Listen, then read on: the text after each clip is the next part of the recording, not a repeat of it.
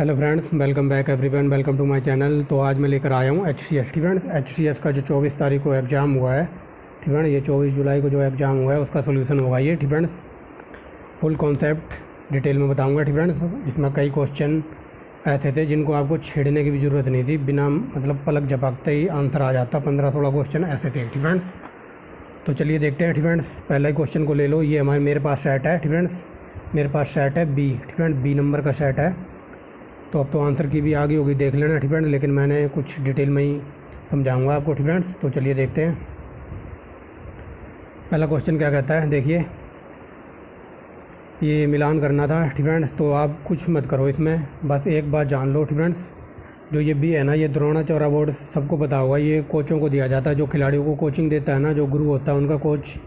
Friends, तो ये उन महान कोचों को दिया जाता है जो मतलब अपने खिलाड़ियों को A1 क्वालिटी का परीक्षण देते हैं खेल में। फ्रेंड्स, तो बी का तीसरा होना चाहिए। ये देखिए, उन अग्रणी कोचों को दिया जाता है। फ्रेंड्स, उन कोचों को दिया जाता है ये द्रोणाचार्य अवार्ड जिन्होंने खिलाड़ियों को टीमों में सफलतापूर्वक परीक्षण और अंतर्राष्ट्रीय स्पर्धाओं में उत्कृष्ट परिणाम हेतु समर्थ बनाया। तो बी का तीसरा देख लो। फ्रेंड्स, बी का तीसरा, तो बी का तीसरा यहाँ नहीं है, यहाँ नहीं है और यहाँ नहीं है। तो बी का तीसरा ऑप्शन नंबर ए में है। फ्रेंड्स, तो हमारा ऑप्शन नंबर ए आंसर हो जाएगा। फ्रेंड्स, अगर आपको एक भी पता होता ना तो आप इसको क्रैक कर देते हैं। फ्रेंड्स, ये ऐसे क्वेश्चन होते हैं, एग्जामिनर सिर्फ आपके साथ खेलना चाहता है, आपके माइंड के साथ खेलना चाहता है कि आपने थोड़ा बहुत डीप में पढ़ा है कि नहीं पढ़ा। ये खेल राष्ट्रीय प्रोत्साहन राशि भाड़ में जाए, ये क्या है। फ्रेंड्स, लेकिन हमें ये पता है कि द्रोणाचार्य अवार्ड है ना, तो ये कोचों को दिया जाता है। तो बी का 3 होना चाहिए। तो बी का 3 सिर्फ यहाँ पर दिया हुआ है। फ्रेंड्स, तो आप इसे क्रैक कर सकते थे, बाकी आप मिलान कर लेना। फ्रेंड्स, जहाँ मेरा मार्कर चले ना वो सिर्फ आंसर होगा। फ्रेंड्स, ये मैंने किसी से पेपर ये मंगवाया है। फ्रेंड्स, तो उसने अपनी जो भी दिमाग लगाया हुआ है। फ्रेंड्स, बट जो मैं बताऊं तो इसका आंसर ये है। फ्रेंड्स, जहाँ मेरा मार्कर चले उस पर फोकस करना। फ्रेंड्स, दूसरा क्वेश्चन देखिए, ये तो पलक झपकते ही आंसर आ जाता है इसका। आपने हज़ारों बार ये क्वेश्चन पढ़ा होगा कि हरियाणा में नमक कहीं नहीं बनता है। फ्रेंड्स, और यहाँ पूछा कि पूरे देश का, संपूर्ण देश का हरियाणा में नमक बनता है, वो भी शानदार नमक। तो दूसरा गलत है, ऐसा कुछ नहीं है। तो दूसरा यहाँ है, यहाँ है और यहाँ दूसरा है, तो ये गलत हो जाएगा। ऑप्शन नंबर सी हमारा आंसर हो जाएगा। फ्रेंड्स, इसे कहते हैं एलिमिनेशन मेथड। फ्रेंड्स, दूसरा नहीं होगा तो यहाँ दूसरा है, यहाँ दूसरा है, यहाँ दूसरा है, तो ऑप्शन नंबर सी वो हमारा आंसर हो जाएगा। इसे कहते हैं एलिमिनेशन मेथड। फ्रेंड्स, मैं सिर्फ सॉल्यूशन करा रहा हूँ, बाकी आप देख लेना। फ्रेंड्स, पेपर सबके पास होगा और आपने एक आधा मिला भी लिया हुआ है 1-2 चैनलों से। फ्रेंड्स, लेकिन मैंने डिटेल में वीडियो बनाई है सब कुछ जाँच पड़ताल करने के बाद। फ्रेंड्स, आगे देखिए इसमें क्या कहता है। फ्रेंड्स, तो चलिए फ्रेंड्स, अगला क्वेश्चन देखिए। तीसरा क्वेश्चन क्या कहता है। फ्रेंड्स, तीसरा क्वेश्चन कहता है मई। फ्रेंड्स, मई 2022 में रिजर्व बैंक ऑफ इंडिया ने रेपो रेट में 40 बेसिस पॉइंट की बढ़ोतरी हुई है। फ्रेंड्स, तो ये जो रिजर्व बैंक इंडिया की जो भी ये वार्षिक रिपोर्ट वगैरह आती है। फ्रेंड्स, तो ये रेपो रेट दर कह रहे हैं कि यहाँ 40 पॉइंटों की बढ़ोतरी हुई है। निम्न कथनों में विचार कीजिए, इनमें से बताना कौन सा कथन सही है। फ्रेंड्स, यहाँ से देखिए कौन सा कथन सही पूछा है। तो देखिए मुद्रास्फीति। फ्रेंड्स, ये पहला क्वेश्चन देखिए, मुद्रास्फीति के नियंत्रण हेतु रेपो रेट दर बढ़ाए जाते हैं। तो पहला सही है। फ्रेंड्स, पहला सही है। तो जहाँ जहाँ पहला होगा वो तो सही होगा, यहाँ पहला नहीं है, ये नहीं है। फ्रेंड्स, आगे देखिए, रेपो रेट दर से। फ्रेंड्स, रेपो रेट में बढ़ोतरी से धन उधार लेने में लागत बढ़ेगी। फ्रेंड्स, तो ये भी सही है, दूसरा भी सही है। फ्रेंड्स, तो पहला दूसरा सही है। तीसरा देखिए, रेपो रेट में कटौती के उद्योगों से ऋण से उच्च दर से ऋण मिलेगा। तो ये तीसरा गलत है। फ्रेंड्स, तो इसका आंसर हमारा है ऑप्शन नंबर ए। फ्रेंड्स, पहला दूसरा आंसर हो जाएगा। फ्रेंड्स, तीसरा भी गलत है। फ्रेंड्स, ये तो गलत था ही, ये भी गलत था और तीसरा गलत है। फ्रेंड्स, तीसरा देखिए क्या कहता है। तीसरे में कहता है रेपो रेट में कटौती से उद्योग को जो ऋण वगैरह लेगा, जो कर्जा वगैरह लेगा, तो उससे उच्च ऋण मिलता है, तो उच्च नहीं मिलता। फ्रेंड्स, तो ऑप्शन नंबर ए हो जाएगा हमारा आंसर। फ्रेंड्स, ये 2022 के जो भी बजट वगैरह पढ़ा होगा वहाँ से क्वेश्चन पूछा गया था, तो इसका आंसर है ऑप्शन नंबर ए। फ्रेंड्स, चौथा क्वेश्चन देखिए, हरियाणा के बजट से है।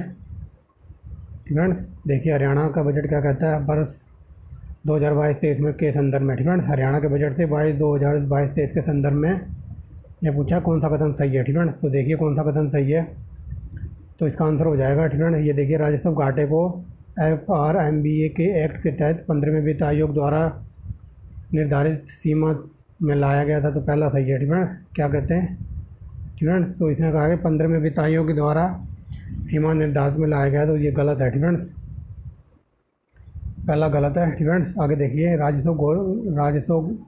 राजकोषीय घाटे को 2022-23 में BC GSDP का 2.98% प्रोजेक्ट किया गया था, तो ये सही है फ्रेंड्स। और आगे देखिए तीसरा क्या कहता है, वित्त वर्ष 2021-22 में फ्रेंड 21-22 में ऋण के लिए GDPS का 25% से नीचे था, तो ये तीसरा सही है फ्रेंड। ऑप्शन नंबर बी हो जाएगा हमारा आंसर। यहाँ देखिए 47 सूत्रीय बजटीय अनुदान मांगों में अनुदान के लिए 29 बजटीय मांगों के अंदर समाहित किया गया, तो चौथा गलत है फ्रेंड, ये 29 नहीं था फ्रेंड। तो ऑप्शन नंबर बी हमारा आंसर है। एक second friend, option number B. आगे देखिए, ये क्वेश्चन एलिमिनेट हो सकता था दिमाग लगा के फ्रेंड्स। ये देखिए, प्रधानमंत्री ने जो ये आयुष्मान भारत योजना चलाई हुई है फ्रेंड्स, ये 2018 की है फ्रेंड्स, कई बार पूछ लेता है, ये 2018 में आई थी फ्रेंड्स, तो इसको एलिमिनेट किया जा सकता था चौथी से फ्रेंड्स। अगर आप देख लो, पहले तो यहाँ पहला देखिए फ्रेंड्स, इसमें ये कहा गया कि देश में फ्रेंड्स, इसमें जो आयुष्मान कार्ड वगैरह बनता है तो उसमें 5 लाख की फ्रेंड 5 लाख तक का मुफ्त इलाज हो सकता है फ्रेंड्स, बट यहाँ दिया है 3 लाख फ्रेंड। ये देखिए 3 लाख, तो ये पहला गलत है फ्रेंड्स, पहला गलत है, तो ये गलत है और ये गलत है।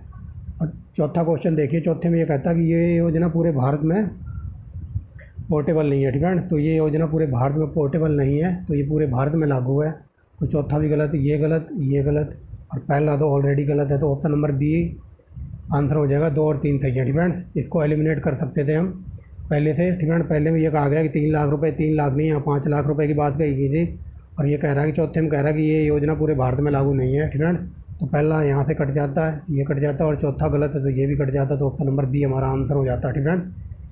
थोड़ा बहुत अगर आपने, मैं जैसे कि शुरू में मैंने कहा कि थोड़ा बहुत आपने डीप में पढ़ा होता ना, थोड़ा बहुत भी, लगभग 30-40% भी, तब भी काम चल जाता है फ्रेंड्स। आगे देखिए, अगला देखिए, ये ऐसे कुछ ऊट पटांग 3-4 क्वेश्चन थे ऐसे फ्रेंड्स, ऐसे ऊट पटांग क्वेश्चन थे 3-4, जो कि हर एग्ज़ाम में पूछ लेता है फ्रेंड। ये हरियाणा की बात नहीं है फ्रेंड, ये हरियाणा में नहीं, UP PCS वगैरह में भी ऐसे क्वेश्चन पूछ लिए जाते हैं फ्रेंड्स। ये ऊट पटांग क्वेश्चन था, तो चलिए देखते हैं फ्रेंड। मातानी छपेड़ी, तो ये गुजरात का है friend. Option number friend, option number यानी कि पहले का दूसरा, और पहले का दूसरा सिर्फ एक में ही दिया है फ्रेंड। अगर आपको ये भी पता होता ना तब भी आप कर देते इसको फ्रेंड। यहाँ देखिए, पहले का पहला दिया हुआ है, यहाँ तीसरा दिया हुआ है, यहाँ चौथा फ्रेंड। अगर ये पता होता मातानी छपेड़ी फ्रेंड्स, तो ये गुजरात का है फ्रेंड्स, तो ऑप्शन नंबर ए हमारा आंसर हो जाएगा फ्रेंड। बाकी आप मिलान कर लेना फ्रेंड्स।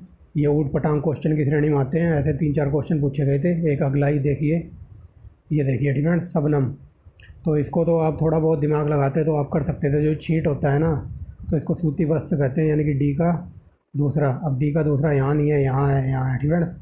और अगला देखिए, शबनम फ्रेंड, शबनम होता है जो मलमल का कपड़ा होता है, यानी कि पहले का तीसरा, तो डी का दूसरा और पहले का तीसरा ऑप्शन नंबर ए में ही दिया हुआ है फ्रेंड। बट ये भी क्वेश्चन ऊट पटांग क्वेश्चन था फ्रेंड। अब चलते हैं अपने प्राचीन भारत की तरफ फ्रेंड, जो कि मैंने कई बार बताया है आपको। अगर तैयारी करनी थी तो मैंने 3800 क्वेश्चन कराए थे A1 क्वालिटी के, और ये क्वेश्चन वहीं से 16-17 क्वेश्चन डायरेक्ट पूछे गए हैं फ्रेंड। तो देखिए, इसमें आएगा जो पल्लव वंश की स्थापना हुई थी ना, वो 570-73 के बीच में हुई थी फ्रेंड्स। तो ये पल्लव वंश की स्थापना महेंद्र वर्मा ने की थी, तो दूसरा सबसे पहले आएगा फ्रेंड्स, और दूसरा सबसे पहले यहाँ है और यहाँ है फ्रेंड्स, तो ये तो कट गए।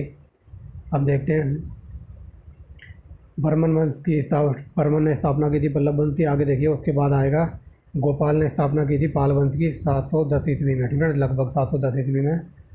और उसके बाद आएगा मिहिर भोज फ्रेंड्स। मिहिर भोज, ये very very most important question है फ्रेंड्स।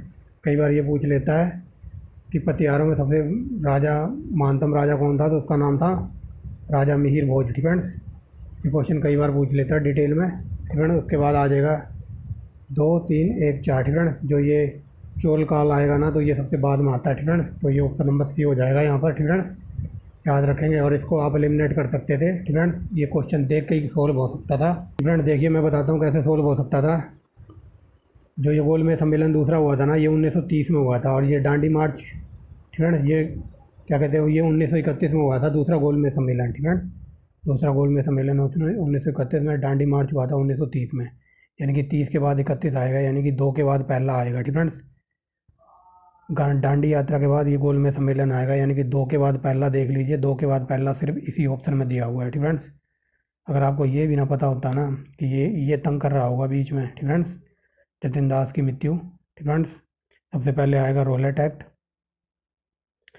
फिर जतिन दास की मृत्यु होगी, फिर दांडी मार्च यात्रा होगी और उसके बाद गोल में सम्मेलन होगा। तो 2 के बाद पहला आएगा। ठीक फ्रेंड्स, उसके बाद देख लीजिए 2 के बाद पहला सिर्फ यहीं दिया हुआ है। ठीक फ्रेंड्स, तो ये इसका ऑप्शन नंबर बी हो जाएगा। 9वें का 10वां देखिए। ठीक फ्रेंड्स, ये क्वेश्चन मैंने हज़ारों बार अपनी टेस्ट सीरीज में बताया होगा कि जो राजा वगैरह जो कर वगैरह लेते थे ना प्राचीन काल में, ठीक है ना, उत्तर वैदिक काल में जो भी राजा वगैरह कर लेते थे तो उसको बलि कहा जाता था। ठीक फ्रेंड्स, मैंने कई बार ये कहा है कि वो बलि बकरे वाली बलि नहीं है, इसको कर कहा जाता था। ठीक फ्रेंड्स, ये मैंने हज़ारों बार अपनी टेस्ट सीरीज में आपको क्वेश्चन कराया होगा जब मैंने तीनों बुक डिटेल में कराई थी ना, और ये वेरी वेरी मोस्ट इंपॉर्टेंट है इसका। ठीक फ्रेंड, मेरे अकॉर्डिंग इसका आंसर ये होना चाहिए था, और बट मैंने आपको ये पढ़ाया भी है अष्टपाद क्या होता था।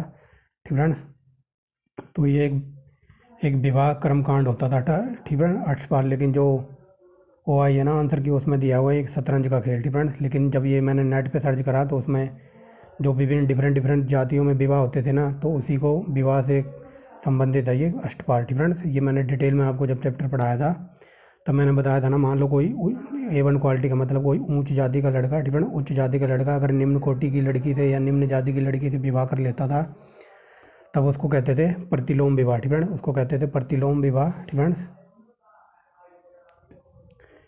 ठीक है, अगर कोई उच्च जाति की लड़की निम्न जाति के लड़के से विवाह कर लेती थी तो उसको कहते थे अनुलोम विवाह। ठीक है, और ये विवाह से ही संबंधित है अष्टपाद। ठीक है, ये मैंने नेट पे भी सर्च करके देखा, ये विभिन्न जातियों को दिखा रहा है। ठीक है, तो मेरे अकॉर्डिंग इसका आंसर ए होना चाहिए। ठीक है, बट इन्होंने आंसर की में दिया है सी। ठीक है, और ये तो बकवास ही क्वेश्चन है, दोनों 8 पैरों वाला असुर या फिर असवरोही। ठीक है, ये बकवास है, इतना सिंपल कोई नहीं देता। ठीक है, अगर डीप में अगर आपने पढ़ा होता, जब मैंने आपको बताया था मैंने यूपीएससी लेवल की जो तीनों बुक है ना जो यूपीएससी के बच्चों को बताई जाती है, तो वहाँ की वो तीनों बुक कंप्लीट करा रखी है प्राचीन भारत की रामशरण शर्मा की। ठीक है ना, वहाँ से ये डीप में क्वेश्चन पूछे गए हैं और ये क्वेश्चन आप देख के एलिमिनेट कर सकते थे। मैंने जैसे भी ये कई बार बताया ना, ये सभी वर्ड बड़ा दुखदाई है, सभी वर्ड केवल वर्ड। ठीक है, केवल वर्ड ये जहाँ भी आ जाए तो लगभग 99% क्वेश्चन वहाँ पर गलत ही होता है। ठीक है, अब देखिए यहाँ पूछा है ईस्ट। ठीक है, तो ईस्ट एक फंजाई है। ठीक है, और ये पीसोडियम बना सकता है। उसके बाद मुकुलन द्वारा अलैंगिक रूप से प्रजनन करता है, लेकिन यहाँ 5वें में देखिए ये सभी ईस्ट द्विरूपी होते हैं, तो सभी क्या कहते हैं, सभी ईस्ट द्विरूपी नहीं होते, तो 5वां गलत है। तो 5वां गलत है, ये नहीं होगा, ये नहीं होगा। ठीक है, और यहाँ देखिए छठे में भी ये कहा कि सभी ईस्ट रोगजनक होते हैं, तो ये ऐसा भी नहीं है, तो छठा भी गलत हो जाएगा। ठीक है, तो इसका आंसर हो जाएगा 1 2 3 4। ठीक है, जहाँ ये सभी वर्ड आ जाए, केवल वर्ड आ जाए, तो वहाँ लगभग 95% क्वेश्चन गलत होता है। ठीक है, समझ गए होगे। आगे देखिए, ये क्वेश्चन मैंने अपनी टेस्ट सीरीज में हज़ारों बार बताया हुआ, हज़ारों बार ये वाला क्वेश्चन। ठीक है, कुछ भी ना पता हो ना आपको, तो मैंने आपको ये जब पढ़ाया था ना चैप्टर, तब मैंने आपको ये कहा था जो ये तोलकापियम है ना, तो ये एक बहुत ही पवित्र बुक मानी जाती है और इसको 5वां वेद समझा जाता है। आपने 4 वेद पढ़े होंगे। ठीक है, जो तोलकापियम है इसको तमिल भाषा का 5वां वेद मानते हैं। ठीक है, तो ये तोलकापियम तमिल ग्रामर है। ठीक है, तो ये देख लीजिए बी का चौथा। ठीक है, अब बी का चौथा यहाँ नहीं है। ठीक है, यहाँ पहला है, यहाँ पहला है और यहाँ पहला है, तो बी का चौथा सिर्फ एक में है, ऑप्शन नंबर ए में। ठीक है, अगर ये भी ना पता होता ना तो आपको ये अरिकामेडू मैंने 50 बार कराया है। अरिकामेडू से ना रोमन साम्राज्य व्यापार करते थे, तो ये रोमन साम्राज्य की फैक्ट्री होती थी, तो ए का तीर यहाँ नहीं है, यहाँ नहीं है, यहाँ है और यहाँ है। ठीक है, तो 50-50 फिर भी खेल जाते हैं आप, लेकिन मुझे ये बढ़िया लगा जो ये तोलकापियम है ना, तो ये 5वां वेद माना जाता है तमिल भाषा का। ठीक है, ठीक है, और ये तमिल भाषा का ग्रामर की बुक होती थी, तो पहले का चौथा सिर्फ बी का चौथा सिर्फ यहीं दिया हुआ है। ठीक है, ऑप्शन नंबर ए हमारा आंसर हो जाएगा यहाँ। ठीक है, इनमें क्वेश्चनों में कुछ करना ही नहीं था। ठीक है, एक जैसे ये ऊट पटांग क्वेश्चन है, लेकिन आप इसमें थोड़ा दिमाग लगाते ना तब भी हो जाता, और वो कैसे हो जाता, तो ऐसे हो जाता है ये। ठीक है, अब दिखाई दे रहा होगा ऑप्शन। अब देखिए जो क्या कहते हैं चौसा आम है ना, तो ये उत्तर प्रदेश का है, उत्तर प्रदेश के लखनऊ में मिलता है, तो पहला गलत है, तो ये गलत हो जाएगा और ये गलत हो जाएगा। लेकिन जो ये है ना अल्फांजो, ये सिर्फ महाराष्ट्र में मिलता है, पूरे भारत में एक ही जगह है महाराष्ट्र। ठीक है, वहाँ पर मिलता है। ठीक है, पहला तो गलत है। ठीक है, और चौथा हमारा सही है, तो चौथा तो आंसर जरूर होगा, और चौथा सिर्फ यहाँ दिया हुआ है। और जो केसरी है तो ये गुजरात का आम। ठीक है, ये केसरी गुजरात में मिलता है, लेकिन अल्फांजो आम सिर्फ पूरे भारत में महाराष्ट्र में मिलता है, तो यानी कि चौथा तो सही तो मिल लेता है, चौथा तो आंसर होगा ही होगा।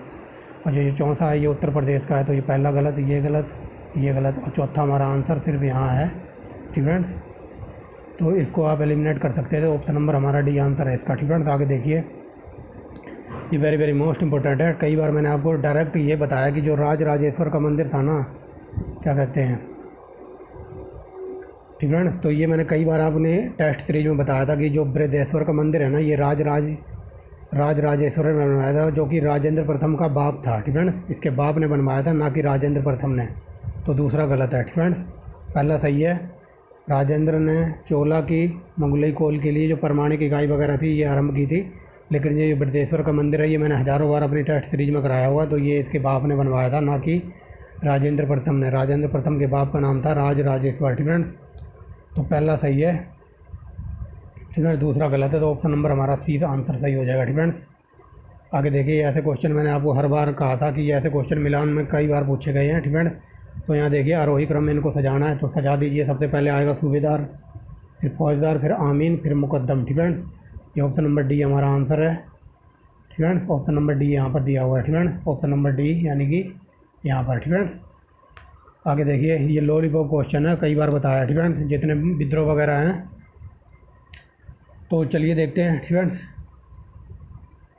जो ये टीपू शाह था ना, तो ये पागलपंथी विद्रोह से जुड़ा हुआ था, तो ये पहले का चौथा। ठीक फ्रेंड्स, पहले का चौथा सिर्फ यहाँ दिया हुआ है, तो ऑप्शन नंबर सी हमारा आंसर हो जाता है। ठीक फ्रेंड्स, अगर ये भी ना पता होता तो एक और बता देता हूँ, आप थोड़ा 50-50 खेल जाते। जो ये दादू मियाँ है ना, ये फराजी विद्रोह से हुआ था। ठीक है, और ये फराजी विद्रोह पंजाब में हुआ था। ठीक है, कई बार क्वेश्चन पूछा गया दादू मियाँ कहाँ से जुड़े थे, तो फराजी विद्रोह से, और ये हुआ था पंजाब में। ठीक है, याद रखेंगे। तो बी का दूसरा। ठीक है, बी का दूसरा देखिए यहाँ नहीं है। ठीक है, ए का चौथा, बी का दूसरा सिर्फ यहाँ दिया हुआ है। ठीक है, तो ये हमारा आंसर हो जाएगा।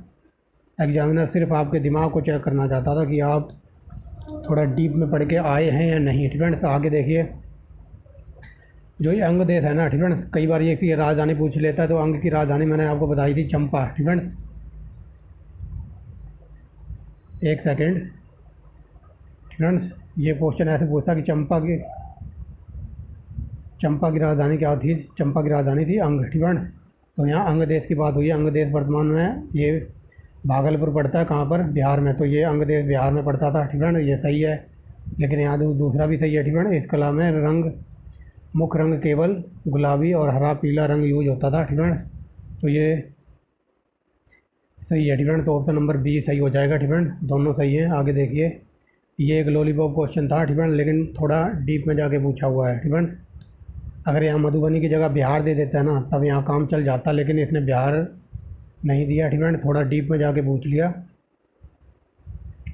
ठीक है, तो ये ऊट पटांग क्वेश्चन था, लेकिन बहुत ही ज़्यादा डीप में पूछा हुआ था। तो इसका देखिए, जो शिलाकोट पड़ता है, तो ये है उत्तर प्रदेश में। ठीक है, सांची उत्तर प्रदेश में। तो पहले का तीसरा। ठीक है, पहले का तीसरा ऑप्शन नंबर ए में दिया हुआ है। ठीक है, तो इसका आंसर हो जाएगा ऑप्शन नंबर बी। ठीक है, सियालकोट ये सांची में पड़ता था, और ये कोबार, ये मधुबनी की पेंटिंग फेमस है पूरी दुनिया में।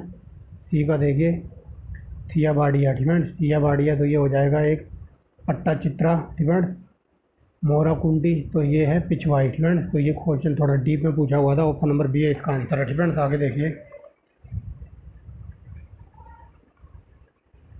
तो अगला देखिए, अगला क्वेश्चन क्या कहता है। ठीक है, जब एक साउंड वेव, ठीक है, जब एक अल्ट्रासाउंड एक माध्यम से दूसरे माध्यम में यात्रा करती है, तो उसकी वेवलेंथ, फ्रिक्वेंसी और स्पीड चेंज हो जाती है। ठीक है, तो ऐसा कुछ नहीं है, ये गलत है। पहला गलत है, ये गलत है, ये गलत है। ठीक है, जहाँ पहला होगा वो तो होगा नहीं। अब दूसरा पढ़िए ज़रा। दूसरे में ये कहता है कि जब एक माध्यम से दूसरे माध्यम में यात्रा करते समय अल्ट्रासाउंड की वेव और फ्रिक्वेंसी लगभग अपरिवर्तित रहती है, यानी कि चेंज नहीं होती है। ठीक है, यहाँ वेव और फ्रिक्वेंसी की बात की है, तो ये सही है। ठीक है, लेकिन यहाँ पर क्या था?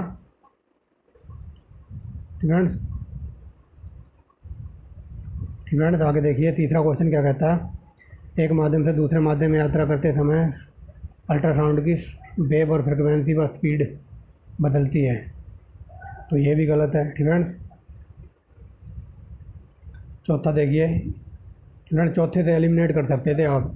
ये देखिए, जो इकोकार्डियोग्राफी है ना, ठीक है, तो इसका संबंध मेडिकल लाइनों में किया जाता है, तो चौथा तो होगा ही होगा। ठीक है, तो चौथा सिर्फ यहाँ है, लेकिन हमारा दूसरा भी सही है, तीसरा गलत है, तो ये गलत हो जाएगा, ये गलत है और पहला गलत है, तो ऑप्शन नंबर बी हमारा आंसर हो जाता। फ्रेंड्स ध्यान से पढ़ो इसको, क्वेश्चन में ही आंसर छुपा हुआ है। यहाँ देखो पहले में कह रहा है कि वेवलेंथ, फ्रिक्वेंसी और स्पीड बदल जाती है। ठीक है, तो ऐसा कोई वेवलेंथ बदल जाती है फ्रेंड्स, लेकिन जो फ्रिक्वेंसी है और स्पीड है तो ये नहीं बदलती। ठीक है, तो वेवलेंथ की वजह से ये सारा कट जाएगा पहला। ठीक है, और दूसरे में कहता है यहाँ वेव फ्रिक्वेंसी चेंज नहीं होती, तो ये सही है। ठीक है, और तीसरे में कहता है कि वेव फ्रिक्वेंसी और स्पीड बदलती है। ठीक है, तो देख लीजिए। ठीक है, तो यहाँ गलत है। और लास्ट क्वेश्चन देखिए, जो ये इकोकार्डियोग्राफी है तो इसका संबंध मेडिकल लाइन में होता है, तो चौथा सही है, तो ऑप्शन नंबर सी हमारा आंसर हो जाएगा। ठीक है, ऑप्शन नंबर सी। आगे देखिए, ये वेरी वेरी मोस्ट इंपॉर्टेंट है। हज़ारों बार मैंने बताया कि ये क्वेश्चन कई तरीके से घुमा फिरा के पूछा जाता है, लेकिन ये क्वेश्चन यहाँ देखो कितनी तरीके से घुमा के पूछा हुआ है। ठीक है, अगला क्वेश्चन देखिए फ्रेंड्स, क्या कहता है अगला क्वेश्चन। एक व्यक्ति मतलब दूर की चीज़ें देखने में, मतलब दूर की चीज़ें देख नहीं पाता। ठीक है, दूर की चीज़ें उसे साफ नहीं दिखाई देती। तो दूर की चीज़ें साफ दिखाई नहीं देती, तो उसके लिए पहली बात तो ये समझ लीजिए आँखों से संबंधित रोग है, कई बार पूछ लेता है। ठीक है, ठीक है, ये जो हाइड्रोपिया माइट्रोपिया है ये आँखों से संबंधित बीमारी होती है, याद रखना। ठीक है, तो चलिए देखते हैं। एक व्यक्ति है, उसको दूर की चीज़ें साफ दिखाई नहीं देती, तो उसको कहते हैं, यहाँ लिखा हुआ है हाइप्रोटोपिया, तो उसको हाइड्रोटोपिया नहीं कहते हैं, उसको कहते हैं, बताइए क्या कहते हैं, उसको कहते हैं माइट्रोटोपिया। ठीक है, तो पहला गलत है, पहला गलत है, ये नहीं होगा और ये नहीं होगा। ठीक है, अब देखिए, जो दूर की वस्तुएं देखने के लिए, जो हज़ारों बार ये मैंने टेस्ट सीरीज में कराया होगा, दूर की वस्तुएं देखने के लिए कौन सा लेंस इस्तेमाल करते हैं, तो दूर बोलो, दूर, ऊ की मात्रा आ रही है ना, ऊर, दूर, तो उत्तल लेंस का प्रयोग होता है, तो चौथा सही है। ठीक है, पहला गलत है तो ये नहीं होगा और ये नहीं होगा, चौथा सही है कि दूर में उत्तल लेंस का प्रयोग होता है। ठीक है, तो ये, और दूसरा देखिए। ठीक है, दूसरे में क्या कहता है। ठीक है, दूसरे में ये कहता है कि जो ये दूरदृष्टि रोग हो जाता है। ठीक है, तो इसमें जो आँख की आइरिस होती है ना, जो पुतली, ठीक है, यहाँ देखिए, लेंस की अधिकता, वक्रता व आई बॉल दृढ़ीकरण, ठीक है, दीर्घीकरण की वजह से दोष पैदा हो जाता है। ठीक है, तो ये सही है। ठीक है, जो हमारी आँख की पुतली वगैरह है ना, ऐसी आँख होती है, तो इसकी पुतली ऐसे ऐसे फैल जाती है, तो इसकी वजह से आँख से पानी वगैरह निकलता है, तो दूर की चीज़ साफ दिखाई नहीं देती। ठीक है, तो दूसरा सही है और चौथा सही है। ठीक है, तीसरा क्वेश्चन गलत क्यों है। तीसरा इसलिए गलत है कि दूर की वस्तु को देखने के लिए उत्तल लेंस का प्रयोग किया जाता है। ठीक है, बट यहाँ दिया हुआ है अवतल लेंस। ठीक है, तो ये गलत है, पहला गलत था। ठीक है, तीसरा गलत है तो ये नहीं होगा, दूसरा, पहला यहाँ भी है, तो दूसरा चौथा आंसर हो जाएगा। ठीक है, आगे देखिए, ये क्वेश्चन पता नहीं क्या पूछना चाह रहा था एग्जामिनर। ठीक है, इसकी तो क्वेश्चन ही पढ़ने में टाइम ख़राब हो गया होगा। इसमें देखिए, उस उपबंध, ठीक है, निम्न में से किसने संविधान संशोधन हेतु राज्य के आधे से कम के अनुसमर्थन रेक्टिफिकेशन की आवश्यकता होती है। ठीक है, तो इसका आंसर है ऑप्शन नंबर ए। ठीक है, जो 7वीं अनुसूची वगैरह दिए हुए हैं, तो उसमें राज्यों का जो मतलब 7वीं अनुसूची में दिया हुआ है ना, जो संवर्ती सूची और राज्य सूची और केंद्र शासित सूची है, जो केंद्र की सूची है संवर्ती सूची है। ठीक है, तो उससे संबंधित पूछने की कोशिश कर रहा है, तो ये हो जाएगा अनुच्छेद 54-55, तो ये तो आर्टिकल राष्ट्रपति के अकॉर्डिंग बात कर रहा है। ठीक है, लेकिन 73 है, तो ये राज्यसभा, जो राज्य में पंचायती राज वगैरह होता है ना, तो उससे संबंधित बात कर रहा है। ठीक है, तो यहाँ राज्यों के बारे में ही पूछा है। ठीक है, तो राज्यों के बारे में पूछा है, तो ऑप्शन नंबर बी हो जाएगा। ठीक है, 7वीं अनुसूची में राज्य सूची वगैरह भी है, 54-55 में जो केंद्र का राष्ट्रपति होता है वो भी शामिल है, और 73 में पंचायती राज वगैरह का वर्णन किया हुआ है। ठीक है, आगे देखिए, तो ऑप्शन नंबर इसका हो जाएगा ए। ठीक है, आगे देखिए, निम्न में से संविधान लागू, जब हमारा संविधान लागू हुआ था तो उस टाइम कई राजा वगैरह थे, तो वो कह रहे थे हम तुम्हारे संविधान में लागू शामिल नहीं होंगे। ठीक है, हम अपनी रियासत वगैरह नहीं छोड़ेंगे, हम तो राजा हैं, हम तुम्हारी क्यों सुने। तो उन देसी रियासतों को, उन राजाओं को भारतीय संविधान में यानी भारत देश में शामिल किया गया था। तो वो कौन सा अनुच्छेद है, तो वो अनुच्छेद हो जाएगा ऑप्शन नंबर बी। ठीक है, 363 अनुच्छेद के तहत उनको भारत में शामिल किया गया था। ठीक है, अनुच्छेद 1 से लेकर 395 अनुच्छेद तक सारा कुछ करा रखा है डिटेल में। ठीक है, आगे देखिए संपत्ति का अधिकार, ये वेरी वेरी मोस्ट इंपॉर्टेंट है, कई बार बता रखा है। तो ये पहले तो पार्ट 3 में था, तो अब इसको हटाकर पार्ट नंबर 12 के चैप्टर नंबर 4 में डाल दिया गया। अगर आर्टिकल पूछे तो आर्टिकल है 300 कै, ठीक है, 300 कै में डाल दिया गया, बट यहाँ हो रही है पार्ट की बात, ठीक है। तो 12 पार्ट चैप्टर नंबर 4 में डाल दिया है इसको, ठीक है। आगे देखिए यहाँ क्वेश्चन, ये थोड़ा डीप में क्वेश्चन पूछा हुआ था। सर्वोच्च न्यायालय में ठीक है ना, IR कोहेल जजमेंट 2007 में जो ये कोहेल जजमेंट दी थी सुप्रीम कोर्ट के न्यायाधीश ने, तो उससे वो संबंधित थी संविधान के आधारभूत ढांचे से, ठीक है ना। आगे देखिए ये very very most important question है, ठीक है। ये देखिए गाल्जी कॉय क्या करते हैं, तो ये लाइसोसोम का निर्माण करते हैं, यानी कि पहले का दूसरा, ठीक है। पहले का दूसरा यहाँ नहीं है, यहाँ नहीं है, यहाँ है और यहाँ है, ठीक है। और आगे देखिए जो ये राइबोसोम होते हैं ना, ये प्रोटीन बनाते हैं, ठीक है। प्रोटीन सिंथेसिस होते हैं, ठीक है। तो ये देखिए यानी कि सी का तीसरे का तीसरा, ठीक है, तीसरे का तीसरा और पहले का भी, तो तीसरे का तीसरा पहले का भी ऑप्शन नंबर सी में दिया हुआ है, ठीक है। यहाँ पर देखिए, ठीक है, तो ये आंसर हो जाएगा। ये क्वेश्चन देखिए, ये पूछा है कि जेनेटिक बीमारियाँ कौन कौन सी होती हैं, तो जेनेटिक बीमारियाँ क्या कौन कौन सी होती हैं,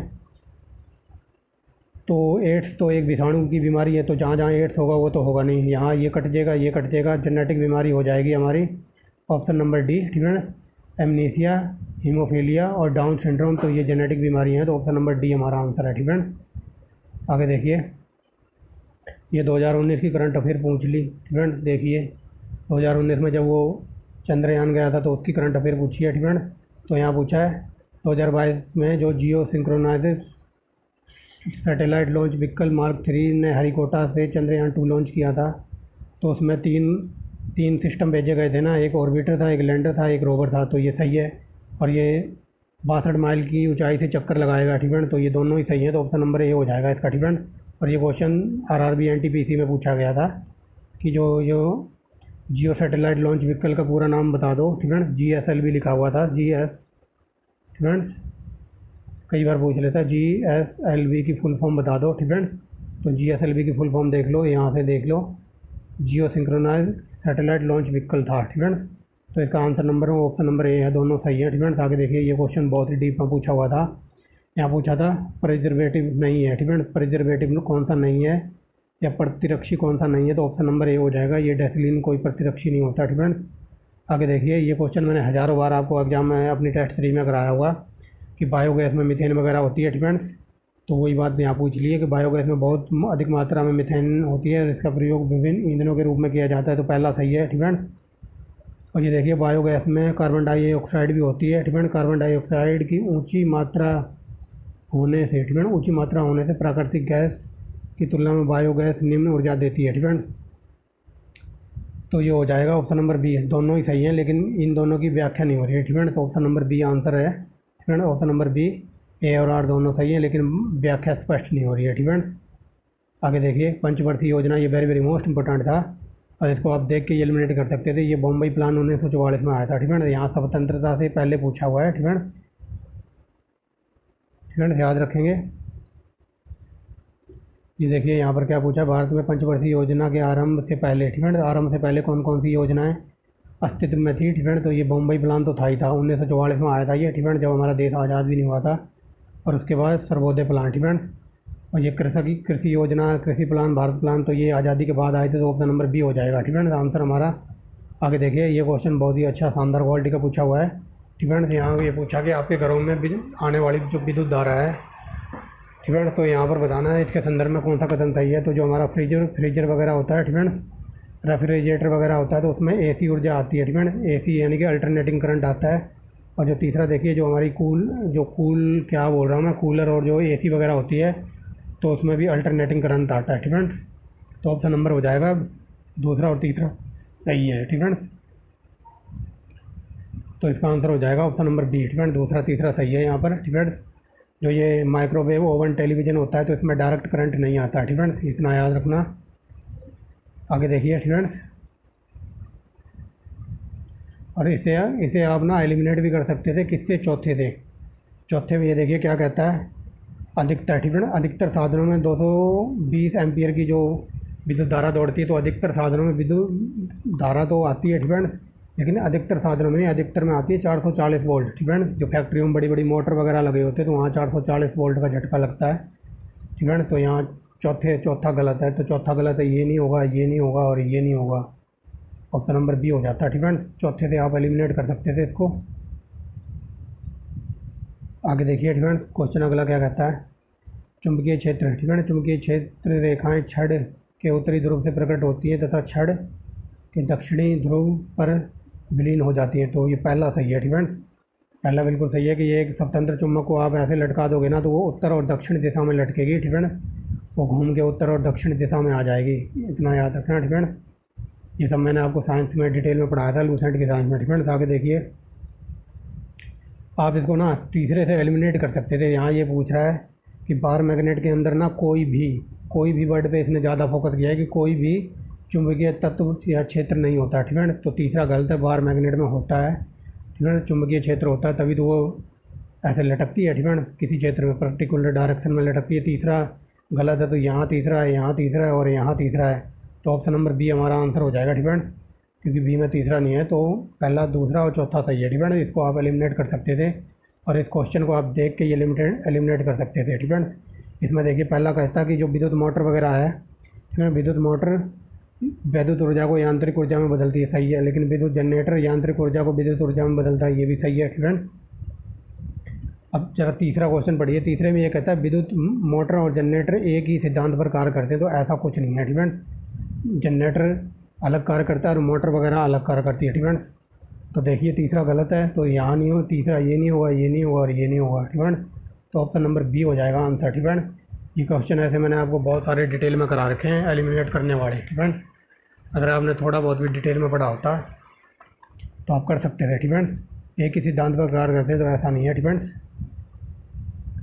आगे देखिए, ये क्वेश्चन A1 क्वालिटी का था। ठीक है, आगे देखिए जो आयरन, ठीक है, आयरन और स्मेल्टिंग। ठीक है, आयरन और स्मेल्टिंग मैग्नीज एक प्रमुख उच्च माल है जो एरो एलाइंज के उत्पादन में भी प्रयुक्त होता है, तो पहला सही है। ठीक है, दूसरा क्वेश्चन देखिए, मैग्नीज डिपोटिक प्राय भूगर्भिक संरचनाएं में पाए जाते हैं और ये मुख्यतः धारदार क्रम में पाए जाते हैं, तो दोनों सही है।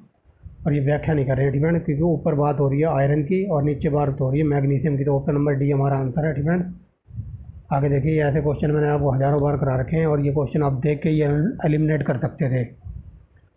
बताता हूँ कैसे। ठीक है, तो देखिए 36वां नंबर क्या कहता है। ठीक है, 36वां नंबर कहता है, ठीक है, देखिए 36वां नंबर ये कहता है कि पूर्वी और पश्चिमी घाट के संदर्भ में कौन सा कथन सही है। ठीक है, अब देखिए चौथा क्वेश्चन, इसके चौथी स्टेटमेंट को पढ़िए। देखिए ये है ना हमारे भारत का नक्शा, जो पूर्वी घाट, ठीक है ना, ये पूर्वी घाट और ये पश्चिमी घाट है, जहाँ पर ये मिलते हैं तो उसको कहते हैं नीलगिरी की पहाड़ियाँ। ठीक है, यानी कि चौथा सही है। देखिए नीलगिरी की पहाड़ियों, पूर्वी घाट और पश्चिमी घाट एक दूसरे से मिलते हैं। ठीक है, तो जहाँ चौथा होगा वो तो हमारा आंसर पक्का होगा। ठीक है, अब चौथा यहाँ नहीं है। ठीक है, और यहाँ नहीं है। अब बात आ गई है 50-50 पे। अब देखिए थोड़ा और पढ़ते हैं। ठीक है, जो ये कह रहा है ना, ये हमारे देश का नक्शा है। ठीक है, ऐसे समझ लीजिए। और ये कहता है कि हमारे देश में जो पूर्वी घाट की ना सबसे ऊंची चोटी कौन सी है, अनाईमुड़ी, तो ये गलत है। ठीक है, अनाईमुड़ी नहीं है।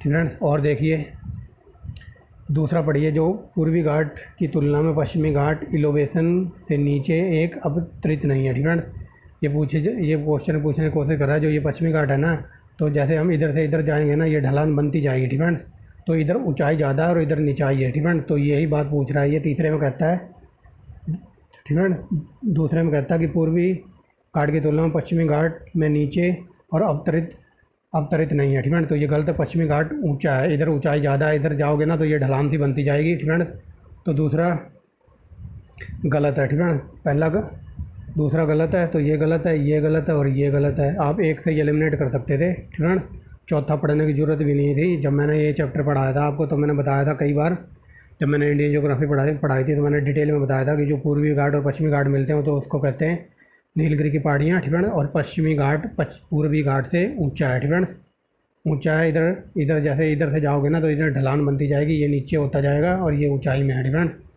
तो आप दूसरे से एलिमिनेट कर सकते हैं, तो ऑप्शन नंबर सी हमारा आंसर है। ठीक है, आगे देखिए। ठीक है, तो देखिए क्या कहता है, फरवरी 2021 में। ठीक है, ये 2021 की करंट अफेयर है जो चमोली में बाढ़ वगैरह आई थी ठीक है, तो वहाँ से क्वेश्चन पूछा है कि गंगोत्री ग्लेशियर के एक भाग टूट जाने से तबाही का कारण बन गया। तो पहला गलत है, गंगोत्री ग्लेशियर नहीं फटा था उस टाइम ठीक है, तो पहला गलत है, ये गलत है और ये गलत है ठीक है। तो ऑप्शन नंबर सी आंसर हो जाएगा ठीक है। गंगोत्री ग्लेशियर नहीं फटा था उस टाइम, मंदाकिनी नदी में बाढ़ आई हुई थी ठीक है, से याद रखेंगे। अगला देखिए, इसको आप देख के एलिमिनेट कर सकते थे, ये जाफरान की खेती है ना ठीक है। अब देखिए, ये जाफरान की खेती जम्मू कश्मीर वगैरह में होती है, तो सिक्किम में नहीं होती ठीक है। पहला गलत है ठीक है, और दूसरा सही है ठीक है। दूसरा क्वेश्चन यहाँ पर पूछा है, सही है ठीक है, तो इसका आंसर हो जाएगा ऑप्शन नंबर बी ठीक है। हिमनद चिकनी मिट्टियों एक दूसरे से पहाड़ी का हिमोड़ और मोटी परत के रूप में जमाव को करेवा कहते हैं ठीक है, तो ये क्वेश्चन सही है। तो पहला ये जाफरान की खेती ये सिक्किम में नहीं होती ठीक है, ये जम्मू कश्मीर वगैरह में होती है, तो ऑप्शन नंबर बी हमारा आंसर है ठीक है। अगला देखिए, ये क्वेश्चन थोड़ा A1 क्वालिटी का पूछ लिया था ठीक है, लेकिन इसे भी ये हो सकता था ठीक है, लेकिन थोड़ा डीप में NCERT का पूछा हुआ है। आगे देखिए, तरंगों के निम्नलिखित अभिलक्षणों में से कौन सा सही है ठीक है। तो देखिए, वायु के कारण तरंगें महासागर की गति करती हैं ठीक है, तो ये सही है। आगे देखिए, तरंग ठीक है, तरंग के नीचे जल की वास्तविक गति वृत्ताकार नहीं होती, तो ये गलत है ठीक है। आगे देखिए ठीक है, जल के नीचे वो जो चक्री सी बनती है ना, ऐसे गोल गोल घूमती रहती है, तो ये पूछ रहा है वृत्ताकार नहीं होती, तो ये वृत्ताकार होती है ठीक है, तो ये दूसरा गलत है। दूसरा गलत है तो ये नहीं होगा, ये नहीं होगा ठीक है। 50-50 पे पहुंच गए हम। तीसरा देखिए ठीक है, तीसरा कहता है युवा तरंगे अपेक्षाकृत ढाल वाली नहीं होती तथा संभवतः स्थानिक वायु के कारण बनती हैं, तो ये भी गलत है ठीक है। स्थानीय वायु के कारण नहीं बनती हैं ठीक है। आगे देखिए, चौथा ठीक है, तरंग के उच्चतम और न्यूनतम बिंदुओं को क्रम से शिखर, क्रेस्ट और गर्त ट्रफ कहा जाता है, तो पहला चौथा सही हो जाएगा ठीक है। दूसरा तीसरा गलत है ठीक है। ये क्वेश्चन देखिए, इस क्वेश्चन को ध्यान से देख लो, और ये UPSC का पूछा हुआ क्वेश्चन है ठीक है। UPSC का पूछा हुआ क्वेश्चन है ये, और इसमें तो आप अगर डीप में पढ़ा होता ना, तो आप इसे देख के एलिमिनेट कर देते। तो ये DFC है ना, तो ये DFC जलवायु कहाँ पाई जाती है, तो ये पाई जाती है अरुणाचल प्रदेश में, यानी कि दूसरे का पहल A ठीक है, दूसरे का A यहाँ नहीं है और यहाँ भी नहीं है, तो दूसरे का A सिर्फ C में है ठीक है। इसे देख के ये आप एलिमिनेट कर सकते थे, लेकिन ये क्वेश्चन UPSC का पूछा हुआ है ठीक है। तो आप देख लो, हरियाणा HTS वाले ठीक है, डीप में सोचने लग गए हैं, जैसे UPSC वाले सोचते हैं ना। UPSC वाले 2 फुट ऊपर से सोचते हैं कि बंदा क्या पढ़ रहा है और हमें क्या क्वेश्चन सेट करना है ठीक है। ये क्वेश्चन शायद आप लोगों ने पहली बार देखा हो ठीक है, ये UPSC का पूछा हुआ क्वेश्चन है। तो आजकल जो HCS वाले हैं, तो वो भी 2 फुट ऊपर से सोच रहे हैं। क्वेश्चन पेपर बनाया सिंपल है, लेकिन थ्योरेटिकल कॉन्सेप्ट ज़्यादा है ठीक है।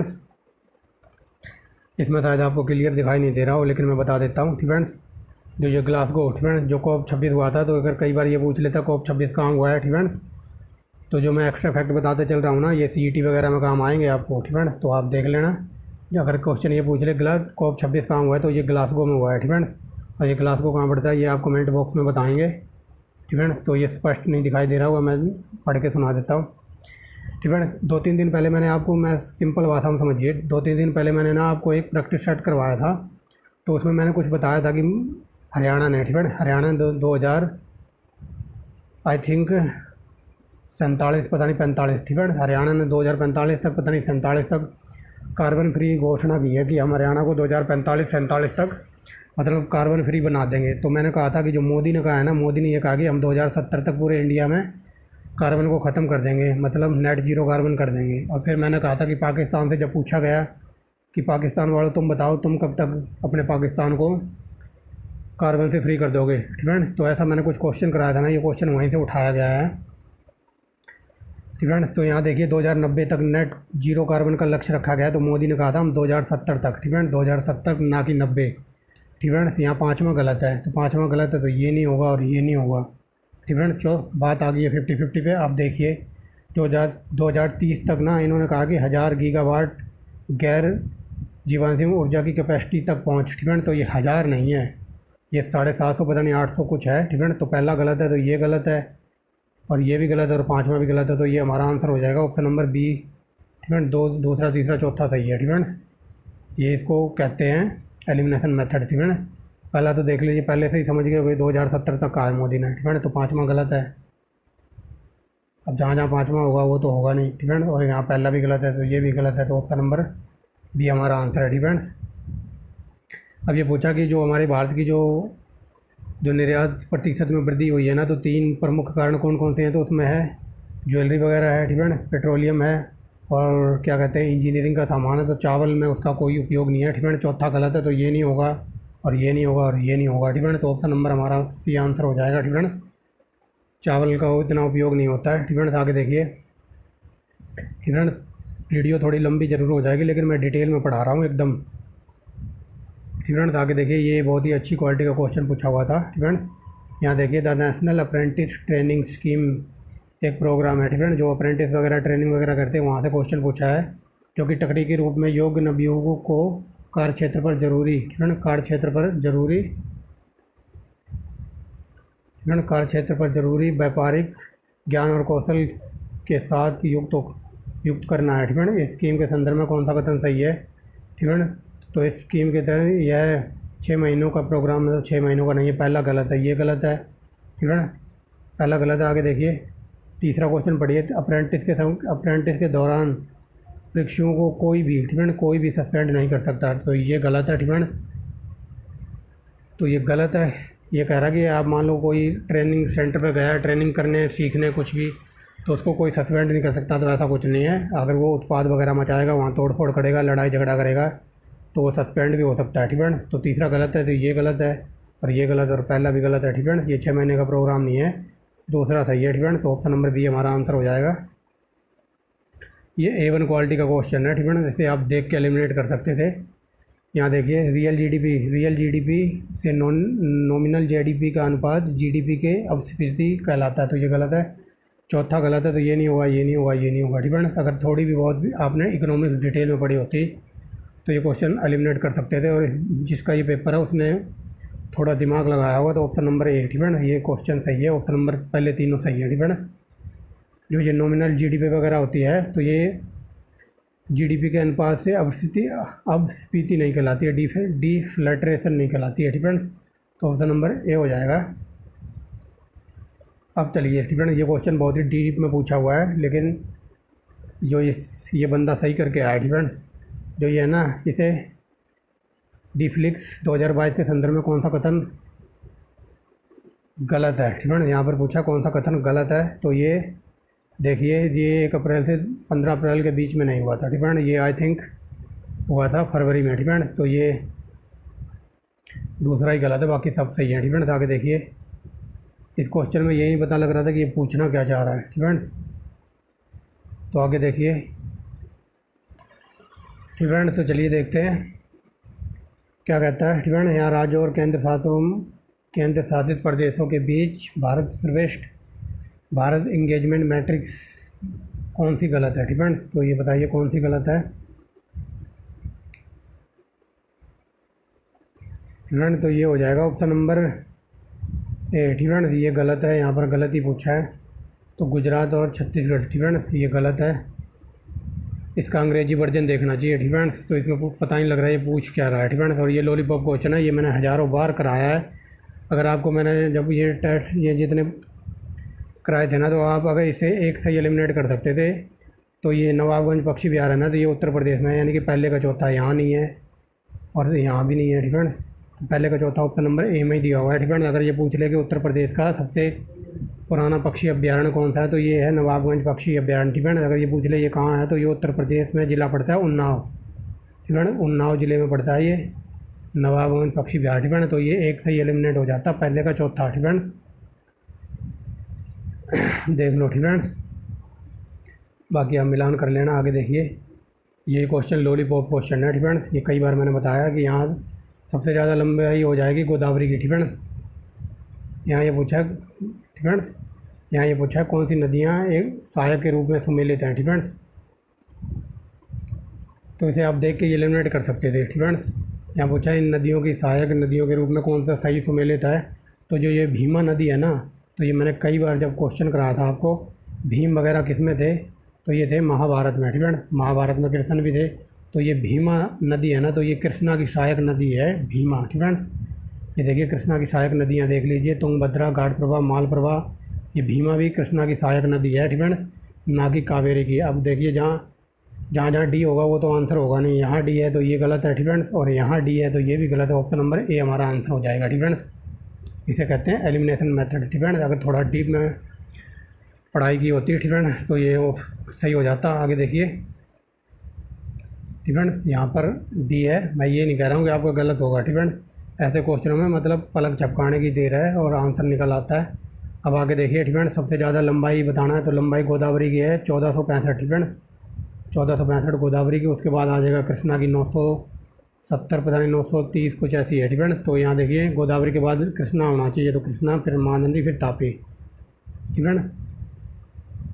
सबसे ज़्यादा याद रखना गोदावरी की है 1465, ठीक है, 1465, और गोदावरी सिर्फ इन दो ऑप्शनों में है, यहाँ पर। और गोदावरी के बाद आएगी 930, पता नहीं 35 है इसकी, कृष्णा की, ठीक है। तो ऑप्शन नंबर बी हमारा आंसर है, बी, ठीक है, ऑप्शन नंबर बी।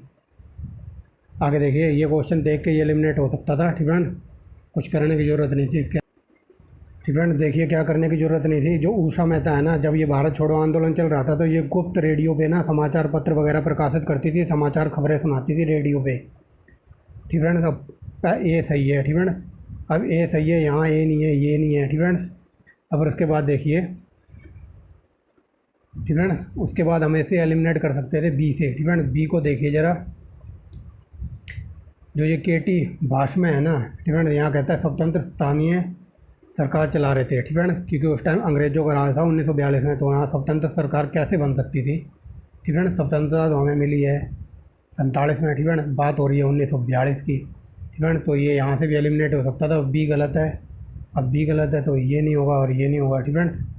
और सी को दे, और ए सही है और डी भी सही है, ठीक है। तो ये हमारा हो जाएगा आंसर ए, ठीक है। बी गलत है तो ये गलत है, ये गलत है। और उषा मेहता का बता ही दिया, ये समाचार पत्र, समाचार वगैरह गुप्त रेडियो चलाती थी, ठीक है, जिससे भारत के लोगों को आंदोलन के खिलाफ जगा सके, ठीक है। तो ए सही है, तो ए सही है, तो ए यहाँ पर बचा है सिर्फ, ठीक है, ए यहाँ पर बचा है, इसलिए हमारा आंसर हो जाएगा ऑप्शन नंबर डी, ठीक है। इस क्वेश्चन में कुछ नहीं करना था, ये हज़ारों बार मैंने करवाया आपको, ठीक है। इसको हम देखते ही उड़ा सकते थे, और देखिए कैसे उड़ा सकते थे। मोती मस्जिद, ठीक है ना, मोती मस्जिद आगरा में बनी हुई है, ठीक है ना। और पहले का चौथा तो यहाँ है, पहले का चौथा, और यहाँ है, यानी कि ये दो एलिमिनेट हो गए। उसके बाद चलते हैं, ठीक है, उसके बाद चलते हैं, इस क्वेश्चन को पकड़िए। कैलीग्राफी लिखा हुआ है ना, आप इस वर्ड से ही पूरा खेल पलट सकते थे इस क्वेश्चन का। कैलीग्राफी का मतलब ये एसएससी का पालतू क्वेश्चन रहा है किसी ज़माने में, ठीक है ना। एसएससी और बैंकिंग वालों का ये क्वेश्चन पालतू क्वेश्चन कहा जाता था किसी टाइम पे। कैलीग्राफी क्या होता था, कई बार ये वन वर्ड सब्स्टिट्यूशन में पूछा जाता है, calligraphy but is the meaning of calligraphy. तो कैलीग्राफी वो होता था जैसे किसी आदमी की या फिर कई लड़कियों की राइटिंग एकदम सुंदर होती है ना, तो सुंदर हैंड राइटिंग को कैलीग्राफी कहते हैं, ठीक है ना। ये एसएससी में कई बार पूछा है वन वर्ड सब्स्टिट्यूशन में, ठीक है ना। तो कैलीग्राफी का मतलब होता है सुंदरता, ठीक है ना। और सुंदरता सबसे ज़्यादा किस में है, तो सुंदरता सबसे ज़्यादा है ताजमहल में, ठीक है ना। सी का दूसरा देख लो, ठीक है ना। आप यहाँ से भी एलिमिनेट कर सकते थे इस चीज़ को, इसको पकड़ के, ठीक है ना। सी का दूसरा यहाँ नहीं है, यहाँ सी का तीसरा दिया हुआ है, ठीक है ना। यहाँ सी का दूसरा है और यहाँ सी का दूसरा है, ठीक है ना। तो ये 50-50 पे बात आ जाती, लेकिन जैसे मैंने बताया कि मोती मस्जिद आगरा में है, ठीक है ना, पहले का चौथा, और सी का दूसरा यहाँ है सिर्फ, ठीक है ना। ये भी एलिमिनेट हो जाता। और समझ आ जाए, अगर नहीं समझ आया तो और समझा देता हूँ कैसे एलिमिनेट हो जाता है। ये जहांगीर का मकबरा लाहौर में है, ठीक है ना। कैलीग्राफी आगरा से, मोती मस्जिद, ठीक है ना, कैलीग्राफी ताजमहल से और मोती मस्जिद आगरा से। और सम्राट बनने के बाद दर्पण, तो ये सम्राट बनने के बाद शाहजहाँ ने क्या बनवाया था, मयूर सिंहासन, ठीक है ना, जिसको लूट के ले गया था नादिर शाह 1739 में, ठीक है ना। किससे लूट के ले गया था, मोहम्मद शाह रंगीला से, ठीक है ना। ये सब मैंने डिटेल में आपको कराया हुआ है। इस क्वेश्चन को देखते ही उड़ा देता अगर मैं होता एग्जाम में, ठीक है ना। कैसे, तो इस क्वेश्चन को देखिए, चिराग दिल्ली, ठीक है ना, चिराग दिल्ली कहा जाता है ना, निसारुद्दीन को क्या कहा जाता है, चिराग दिल्ली, ठीक है ना। यानी कि डी का जो दूसरा, डी का दूसरा देखिए, ठीक है ना। यहाँ देखिए डी का पहला है तो ये गलत है, यहाँ डी का चौथा है ये गलत है, डी का यहाँ 4 है, डी का दूसरा सिर्फ यहाँ है, ठीक है ना। ऑप्शन नंबर ए में, यानी कि डी का दूसरा एक, ठीक है ना। तो पहला ही हमारा आंसर हो जाता अगर ये आपको कुछ भी ना पता होता था ये भाड़ में जाए, लेकिन चिराग डेली निसारुद्दीन को कहा जाता था। टी का दूसरा एक से एलिमिनेट हो जाता है। ठीक फ्रेंड्स, इसको कहते हैं एलिमिनेशन मेथड। और ये तो राम कथा लिख दी है। ठीक फ्रेंड्स, ये कुछ पढ़ने की ज़रूरत ही नहीं थी। ठीक फ्रेंड्स, ये क्वेश्चन, ठीक फ्रेंड्स, ये राम कथा मत पढ़ो। इसमें जो मेन बात है यहाँ से पकड़ते हैं। ठीक फ्रेंड्स, मिट्टी के बर्तन की श्रेणी कालीबंगा के समान है। ठीक फ्रेंड्स, कालीबंगा के समान मिट्टी के बर्तन कहाँ मिले हैं? तो मिट्टी के बर्तन मिले हैं हरियाणा की राखी गढ़ी से। ठीक फ्रेंड्स, बाकी ये राम कथा पढ़ने की ज़रूरत नहीं थी। ठीक फ्रेंड्स, अगर ये सबको पढ़ना है तो मैंने लूसेंट की बुक से भी करा रखा है और बाकी राम शरण शर्मा की बुक से भी डिटेल में करा रखा है। ठीक फ्रेंड्स, आलमगीर में लोहा मिला है। ठीक फ्रेंड्स, धौलावीरा में क्या मिला है? ये गुजरात में पड़ता था। और धौलावीरा में मिले हैं क्या? दुर्ग मिला है, ऊपरी और निचली दुर्ग। ठीक फ्रेंड्स, और ये हरियाणा के बनावली से सिक्के वगैरह मिले हैं। ठीक फ्रेंड्स, तो हमारा आंसर यहाँ पर है ये। इसको आप देख के उड़ा सकते थे। ये तो क्वेश्चन हरियाणा जीके में भी ना 50 बार क्वेश्चन पूछा गया होगा। ठीक फ्रेंड्स, कि जो राजा हर्षवर्धन था ना वो ठीक है, राजा हर्षवर्धन था तो बर्धन वंश का था। ठीक है, बर्धन वंश का था, बट यहाँ पर लिखा हुआ है कि मौखरी वंश का था। तो पहला गलत है, तो ये नहीं होगा और ये नहीं होगा, और यहाँ भी ये है तो ये भी नहीं होगा। तो ऑप्शन नंबर सी हमारा आंसर है। ठीक है, बाकी भाड़ में जाए क्या लिखा हुआ है। ठीक है, लेकिन इसकी जो तीनों पुस्तक है ना, ये याद रखना, कई बार एग्जाम में सेपरेटली पूछ लेता है। रत्नावली, रसिक प्रिया और नागमंजरी। ठीक है, ये नागमंजरी नहीं है, यहाँ पर आना था नागानंद या फिर नागदंत। ठीक है, ये नागमंजरी नहीं है। इसकी पुस्तक का नाम, इसका नाम है नागानंद या फिर नागादंत लिखा होता है कहीं कहीं। ठीक है, तो ऑप्शन नंबर ए एलिमिनेट कर देते, ये नहीं होता, ये नहीं होता, तो ये आंसर हो जाता है। ठीक है, इसे कहते हैं एलिमिनेशन मेथड। और ये क्वेश्चन देख के ये एलिमिनेट हो सकता था। ये क्या लिखा हुआ है? भाड़ में जाए। लेकिन मैं एक बात बता सकता हूँ आपको, जो ये हम्पी के मंदिर वगैरह विजयनगर साम्राज्य की स्थापना हुई थी, तो ये हुई थी 1333 से 36 के बीच में। ठीक है, 14वीं शताब्दी में लगभग। ठीक है, ये विजयनगर साम्राज्य की स्थापना हुई थी 13वीं-14वीं शताब्दी में। ठीक है, तो ये हम्पी के मंदिर वगैरह पढ़ते हैं, तो ये अगर पूछ ले कहाँ पढ़ते हैं, तो ये वर्तमान में पढ़ते हैं कर्नाटक में। ठीक है, कर्नाटक याद रखना। ठीक है, तो ये हम्पी के मंदिर 13वीं शताब्दी की बात हो रही है। ठीक है, 13वीं-14वीं शताब्दी की। लेकिन जो ये बृहदेश्वर मंदिर है ना, जो अभी मैंने बताया, तो ये किसने बनवाया था? चोलों ने बनवाया था। और चोलों का साम्राज्य वगैरह था, तो 800 से 900 के बीच में लगभग था। तो ये डी है ना, ये डी के बाद में बी आएगा। ठीक है, एक सेकेंड, जो ये डी है ना उसके बाद में बी आएगा। ठीक है, और डी के इतना अगर आप पकड़ लेते हैं ना, तो डी के बाद में बी। यहाँ देखिए बी के बाद डी है, तो ये गलत है। यहाँ देखिए ये डी है और इसके बाद बी आया है। ठीक है, तो यहाँ से हम आंसर तक पहुँच सकते थे अगर थोड़ा बहुत आपने दिमाग लगाया होता। ठीक है, ये वगैरह क्या लिखा है ये हमें इससे कुछ लेना देना नहीं है। लेकिन जो सबने पढ़ा होगा ना, तो ये विट्ठल के मंदिर और ये बृहदेश्वर मंदिर सबने पढ़े होंगे। ठीक है, तो इसी से आप एलिमिनेट कर सकते थे। ये तंजावुर का मंदिर ये 900 लगभग 908वीं-9वीं शताब्दी में बनाया था, और ये हम्पी के मंदिर 13वीं-14वीं शताब्दी के हैं। ठीक है, यानी कि डी के बाद भी आना था, तो डी के बाद भी यहीं दिया हुआ है। ठीक है, तो बाकी आप समझ गए होंगे मैं जो कहना चाहता हूँ। आगे देखिए। ठीक है, वीडियो बहुत लंबी हो जाएगी फ्रेंड, इसीलिए मैं आपको एक एक क्वेश्चन डिटेल में पढ़ा रहा हूँ। आगे देखिए, फोटोसिंथेसिस प्रक्रिया है। ठीक है, ये सबने 11वीं क्लास का क्वेश्चन है, ये एनसीईआरटी का। ठीक है, अगर आपने 11वीं क्लास की एनसीईआरटी साइंस की, ठीक है, और 11वीं क्लास की एनसीईआरटी पढ़ी होती किसकी? इकोनॉमिक्स की। ठीक है, इकोनॉमिक्स की अगर आपने 11वीं क्लास की एनसीईआरटी और साइंस पढ़ी होती ना, तो ये क्वेश्चन हल हो जाते। ठीक है, यहाँ पूछा कि जो फोटोसिंथेसिस प्रक्रिया होती है, तो उसमें फोटोसिंथेसिस में क्या प्रक्रिया नहीं होती। ठीक है, फोटोसिंथेसिस जो प्रक्रिया होती है, तो उसमें क्या बनता है? तो उसमें प्रकाश संश्लेषण होता है। ठीक है, ये भी सही है। कार्बन डाइऑक्साइड का रिडक्शन होता है, यानी कि कार्बन डाइऑक्साइड निकलती है। ठीक है, लेकिन यहाँ देखिए, यहाँ कह रहा है कार्बन के ऑक्सीडेशन से कार्बन डाइऑक्साइड। ठीक है, कार्बन के ऑक्सीडेशन से कार्बन डाइऑक्साइड बनती है, तो ये गलत है। ठीक है, और जल विभाजन होता है, ये भी सही है। ठीक है, तो ये कार्बन के रिडक्शन से कार्बन डाइऑक्साइड नहीं बनती, तो ये हमारा आंसर हो जाएगा। यहाँ पर पूछा कौन सा गलत है। ठीक है, मतलब सही सम्मिलित नहीं है, तो ये ऑप्शन नंबर सी सही हो जाता है। ठीक है, ये देखिए, एक जाड़े। ठीक है, एक जोड़े। ठीक है, जोड़े यानी कि कपल की बात हो रही है। एक कपल को संदेह है कि उसका नवजात शिशु की हॉस्पिटल में अदला बदली की गई है, जो कि आजकल नॉर्मल बात हो गई है। ठीक है, इस विवाद से सुलझने के लिए वर्गीकरण किया जाना चाहिए। पुरुष का रक्त समूह ए और औरत का रक्त समूह बी। ठीक है, तो उसके शिशु का रक्त समूह क्या हो सकता है? तो ए बी और ओ बी दोनों हो सकता है। ठीक है, ये क्वेश्चन पूछने की बात कर रहा है। मान लो किसी की कोई लेडीज है, उसकी डिलीवरी हॉस्पिटल में हुई है, तो उसका बच्चा बदल लिया गया है। ठीक है, और उसके घराड़े का जो ब्लड ग्रुप है ए है, और उसका लेडीज का है बी, ठीक है। तो उस बच्चे का पूछ रहा है, तो उस बच्चे का ए भी हो सकता है और बी भी हो सकता है, या फिर ओ और ए बी दोनों हो सकते हैं, ठीक है। ये क्वेश्चन पूछा जा रहा था यहाँ पर, ठीक है। ये 11वीं क्लास की साइंस का क्वेश्चन है, ठीक है। ये देखिए, इसे आप देख के एलिमिनेट कर सकते हैं, ठीक है। 58 को क्वेश्चन देखिए, नाइट्रिफिकेशन एक प्रक्रिया है जिसमें नाइट्रेट का रूपांतरण नाइट्रेट में होता है, तो ये गलत बात है, ठीक है। नाइट्रेट का नाइट्रेट में रूपांतरण होता है तो उसको नाइट्रिफिकेशन नहीं कहते हैं, ठीक है। तो पहला गलत है, तो ये गलत है और ये गलत है, ठीक है। अब देखिए दूसरा क्या कहता है। दूसरा कहता है डीनाइट्रिफिकेशन एक प्रक्रिया है जिसमें नाइट्रेट का रूपांतरण नाइट्रस में होता है, तो ये भी गलत है, ठीक है। ये अल्टरनेट, ठीक है, ये उल्टे लिखे हुए हैं, ये वाला ऊपर कर दो, ये वाला नीचे कर दो, तब सही होगा, यानी कि दूसरा गलत है। तो यहाँ दूसरा है, यहाँ दूसरा है और यहाँ भी दूसरा है, तो ऑप्शन नंबर सी हमारा आंसर हो जाएगा, ठीक है। ये UPPCS का फालतू क्वेश्चन है आज भी, ठीक है। ये लाइकेन वाला, ठीक है। ये UPPCS का आज भी फालतू क्वेश्चन बना हुआ है, ये 2019 से लेकर 22 तक 3-4 बार क्वेश्चन पूछ लिया है, ठीक है। UPPCS के सारे पेपर सॉल्व करा के डाल रखे हैं, प्लेलिस्ट बना रखी है। तो यहाँ देखिए क्या कहता है, यहाँ पर बताना है कि कौन सा सही कथन का चयन करना है, ठीक है। तो पहला देखिए क्या कहता है। पहला कहता है जो लाइचेंस है ना, ये लाइचेंस नहीं, ये लाइकेन लिखा हुआ है, ठीक है। लाइचेंस सहवाल होते हैं, तो पहला गलत है, ठीक है। ये गलत है और ये गलत है, ठीक है। आगे देखिए दूसरे में क्या कहता है, लाइकेन प्रपोसी है, तो दूसरा सही है, ठीक है। दूसरा सही है। अगला तीसरा देखिए, लाइचेंस कवक होते हैं, ठीक है। तो ये भी तीसरा गलत है, ठीक है। लाइकेन ना तो सहवाल होते हैं ना कवक होते हैं, ठीक है।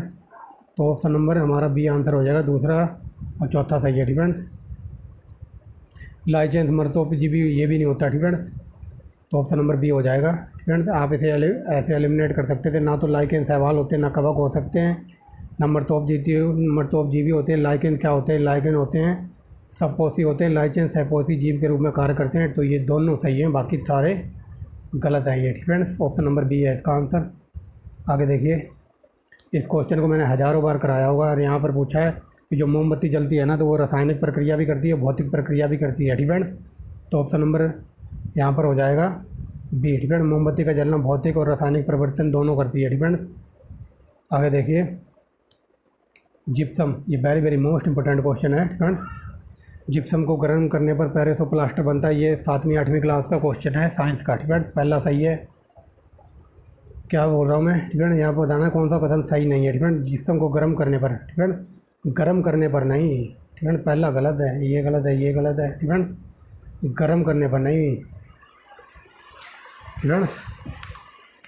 तो दूसरा देखिए, ठीक है। दूसरा क्वेश्चन क्या कहता है, sodium carbonate by baking powder का एक घटक है, तो ये गलत है, ठीक है। सोडियम कार्बोनेट बेकिंग पाउडर का नहीं है, सोडियम बाई कार्बोनेट का है ये, ठीक है।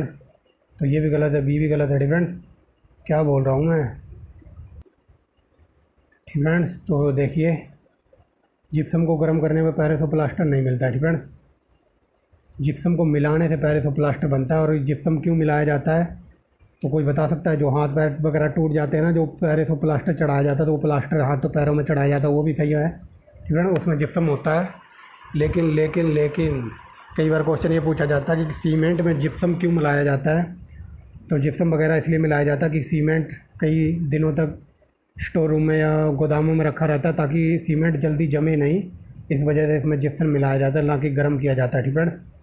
आपकी हड्डी वगैरह कभी टूटी हो, आपकी ना करे, कभी टूटे, भगवान ना चाहे, ठीक है। आपने देखा होगा किसी का प्लास्टर बंधा हुआ है, तो वो पेरिसोप्लास्टर ही होता है जो बंधा होता है, उसे गर्म वगैरह कहीं से नहीं करते हैं, ठीक है। तो पहला गलत है, ये हो जाएगा, ये गलत है, ठीक है। आगे देखिए सोडियम बाइकार्बोनेट बेकिंग पाउडर का एक घटक है, ये सही है, ठीक है, बी सही है। तीसरा देखिए ब्लीचिंग पाउडर एक ऑक्सीकारक की भांति कार्य करता है, ठीक है। तो ये गलत है, ऑक्सीकारक नहीं है ये।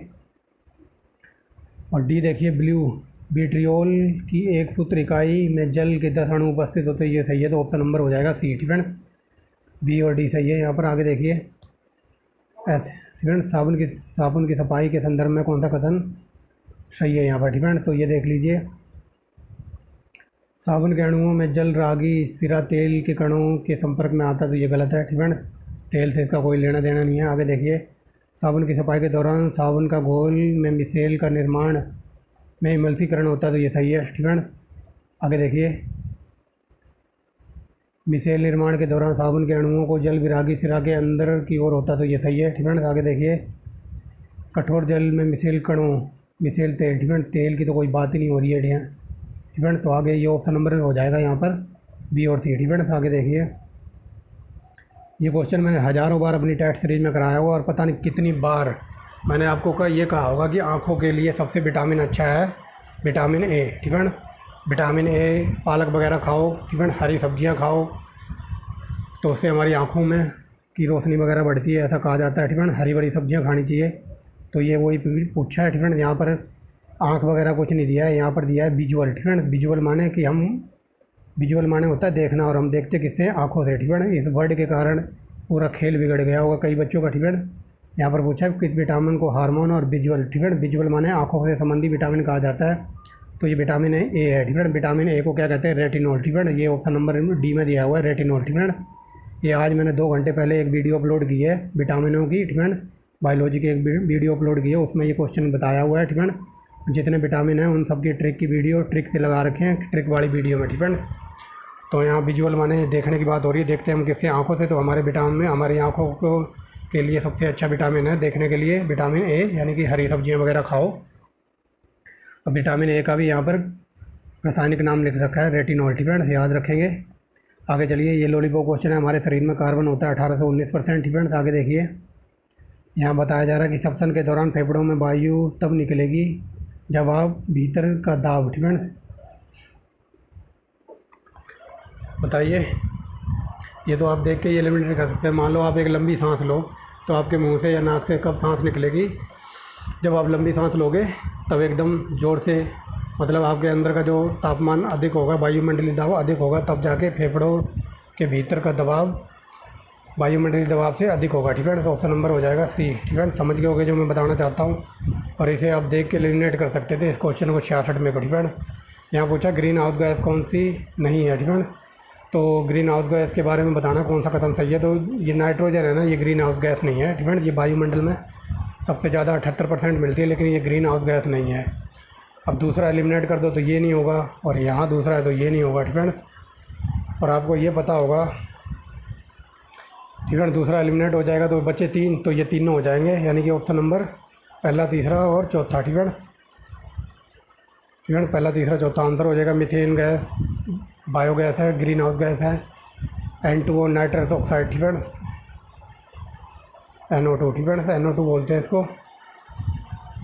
और जल वाष्प फ्रेंड्स, अगर ये पूछ ले कि सबसे ज़्यादा ग्रीन हाउस इफेक्ट को कौन प्रभावित करता है तो ये जल वाष्प गैस फ्रेंड्स। अगर ये पूछ ले फ्रेंड्स, अगर ये पूछ ले कि ज्वालामुखी में सबसे, जब ज्वालामुखी बढ़ता है तो सबसे ज़्यादा कौन सी गैस निकलती है तो जल वाष्प गैस निकलती है फ्रेंड्स। ये फ्रेंड्स, ये ज्वालामुखी है फ्रेंड्स, कैसा बना दिया फ्रेंड्स, ये ज्वालामुखी का मुंह है फ्रेंड्स। ये ज्वालामुखी ऐसे लावा धधकता रहता है ना, तो यहाँ से सबसे ज़्यादा गैस निकलती है जल वाष्प फ्रेंड्स, याद रखेंगे। लेकिन लेकिन लेकिन कई बार UPPCS में डीप में क्वेश्चन ये पूछा जाता है, जो ये ज्वालामुखी का मुँह है ना, तो ज़रा इसको बताओ, इसको क्या कहते हैं। तो इसको कहते हैं क्रिएटर फ्रेंड्स, क्रिएटर कहते हैं इसको, क्रिएटर फ्रेंड्स, इसको कहते हैं क्रिएटर फ्रेंड्स, याद रखना। कई जगह ये क्रिएटर भी लिखा मिल सकता है। तो ऑप्शन नंबर हमारा हो जाएगा ऑप्शन नंबर 8 फ्रेंड्स। ज्वालामुखी में सबसे ज़्यादा जल वाष्प निकलती है और इसके मुंह को कहते हैं क्रिएटर। ये क्वेश्चन लॉलीपॉप क्वेश्चन है, इसे देख के ये एलिमिनेट कर सकते थे फ्रेंड्स। जो ये देवेंद्र झांझड़िया है ना, ये खेल कूद में इनको पुरस्कार मिला था। तो डी का दूसरा फ्रेंड्स, डी का दूसरा देखिए यहाँ नहीं है, एक सेकेंड, डी का दूसरा है ना फ्रेंड्स, यहाँ है डी, तो यहाँ डी का तीसरा है, यहाँ 5वां है फ्रेंड्स। डी का दूसरा सिर्फ यहाँ दिया हुआ है, तो ऑप्शन नंबर ए हमारा आंसर है फ्रेंड्स। इस क्वेश्चन को मैंने हज़ारों बार अपनी टेस्ट सीरीज में कराया है, और मैंने एक ही बात बताई थी कि ये डी के कर्वे है ना, ये डॉक्टर ढोंडो कर्वे फ्रेंड्स, ढोंडो कर्वे ने महिलाओं के लिए शिक्षा के लिए, महिला जो विधवा विवाह है फ्रेंड्स, महिला जो विधवा हो जाती थी उनको दोबारा से विवाह करने की अनुमति दिलाई थी। स्त्रियों के लिए कॉलेज वगैरह खुलवाए थे, स्कूल वगैरह खुलवाए थे फ्रेंड्स। तो ये पहले का हो जाएगा, चौथा फ्रेंड्स। डी के कर्वे ने स्त्रियों के लिए बहुत सारे कार्य किए थे, पहले का चौथा सिर्फ यहाँ है फ्रेंड्स, पहले का चौथा ये देख लिए। स्त्रियों के सशक्तिकरण के लिए अग्रदूत माने जाते थे ये ढोंडो करवे, ठीक फ्रेंड्स, कई जगह इनके ढोंडो करवे भी लिखा मिल सकता है। तो डी का चौथा, ठीक फ्रेंड्स। अब डी का चौथा हमें पकड़ना, तो यहाँ डी का दूसरा है, यहाँ डी का पहला है और यहाँ डी का तीसरा है। तो डी का चौथा सिर्फ यहाँ है ऑप्शन नंबर ए में, ठीक फ्रेंड्स। आप इसे देख के एलिमिनेट कर सकते थे, ठीक फ्रेंड्स। ऐसे क्वेश्चनों को उड़ा देते हैं देखते ही, ठीक फ्रेंड्स। बट मेरे अकॉर्डिंग, ठीक फ्रेंड्स, इस क्वेश्चन का आंसर जो ये तात्या टोपे थे पांडुरंग, ठीक फ्रेंड्स, मेरे अकॉर्डिंग इसका आंसर होना चाहिए था ए, ठीक फ्रेंड्स। क्योंकि तात्या टोपे ने जो 1857 की क्रांति हुई थी तो इन्होंने कानपुर से अपना नेतृत्व दिया था, ठीक फ्रेंड्स। बट यहाँ लिखा हुआ है इन्होंने मध्य प्रदेश और राजस्थान के विद्रोह का नेतृत्व किया था, ठीक फ्रेंड्स। तो ये मेरे हिसाब से तो चौथा अगर गलत कर दो तो ये गलत, ये गलत, यहाँ चौथा ये भी गलत, ठीक फ्रेंड्स। तो मेरे हिसाब से इसका आंसर होना चाहिए था ए, ठीक फ्रेंड्स। बट आंसर की मैं आंसर दिया है डी, ठीक फ्रेंड्स। ये अपनी अपनी सोच है उनकी, उन्होंने क्या समझ के ये आंसर दिया है, ठीक फ्रेंड्स।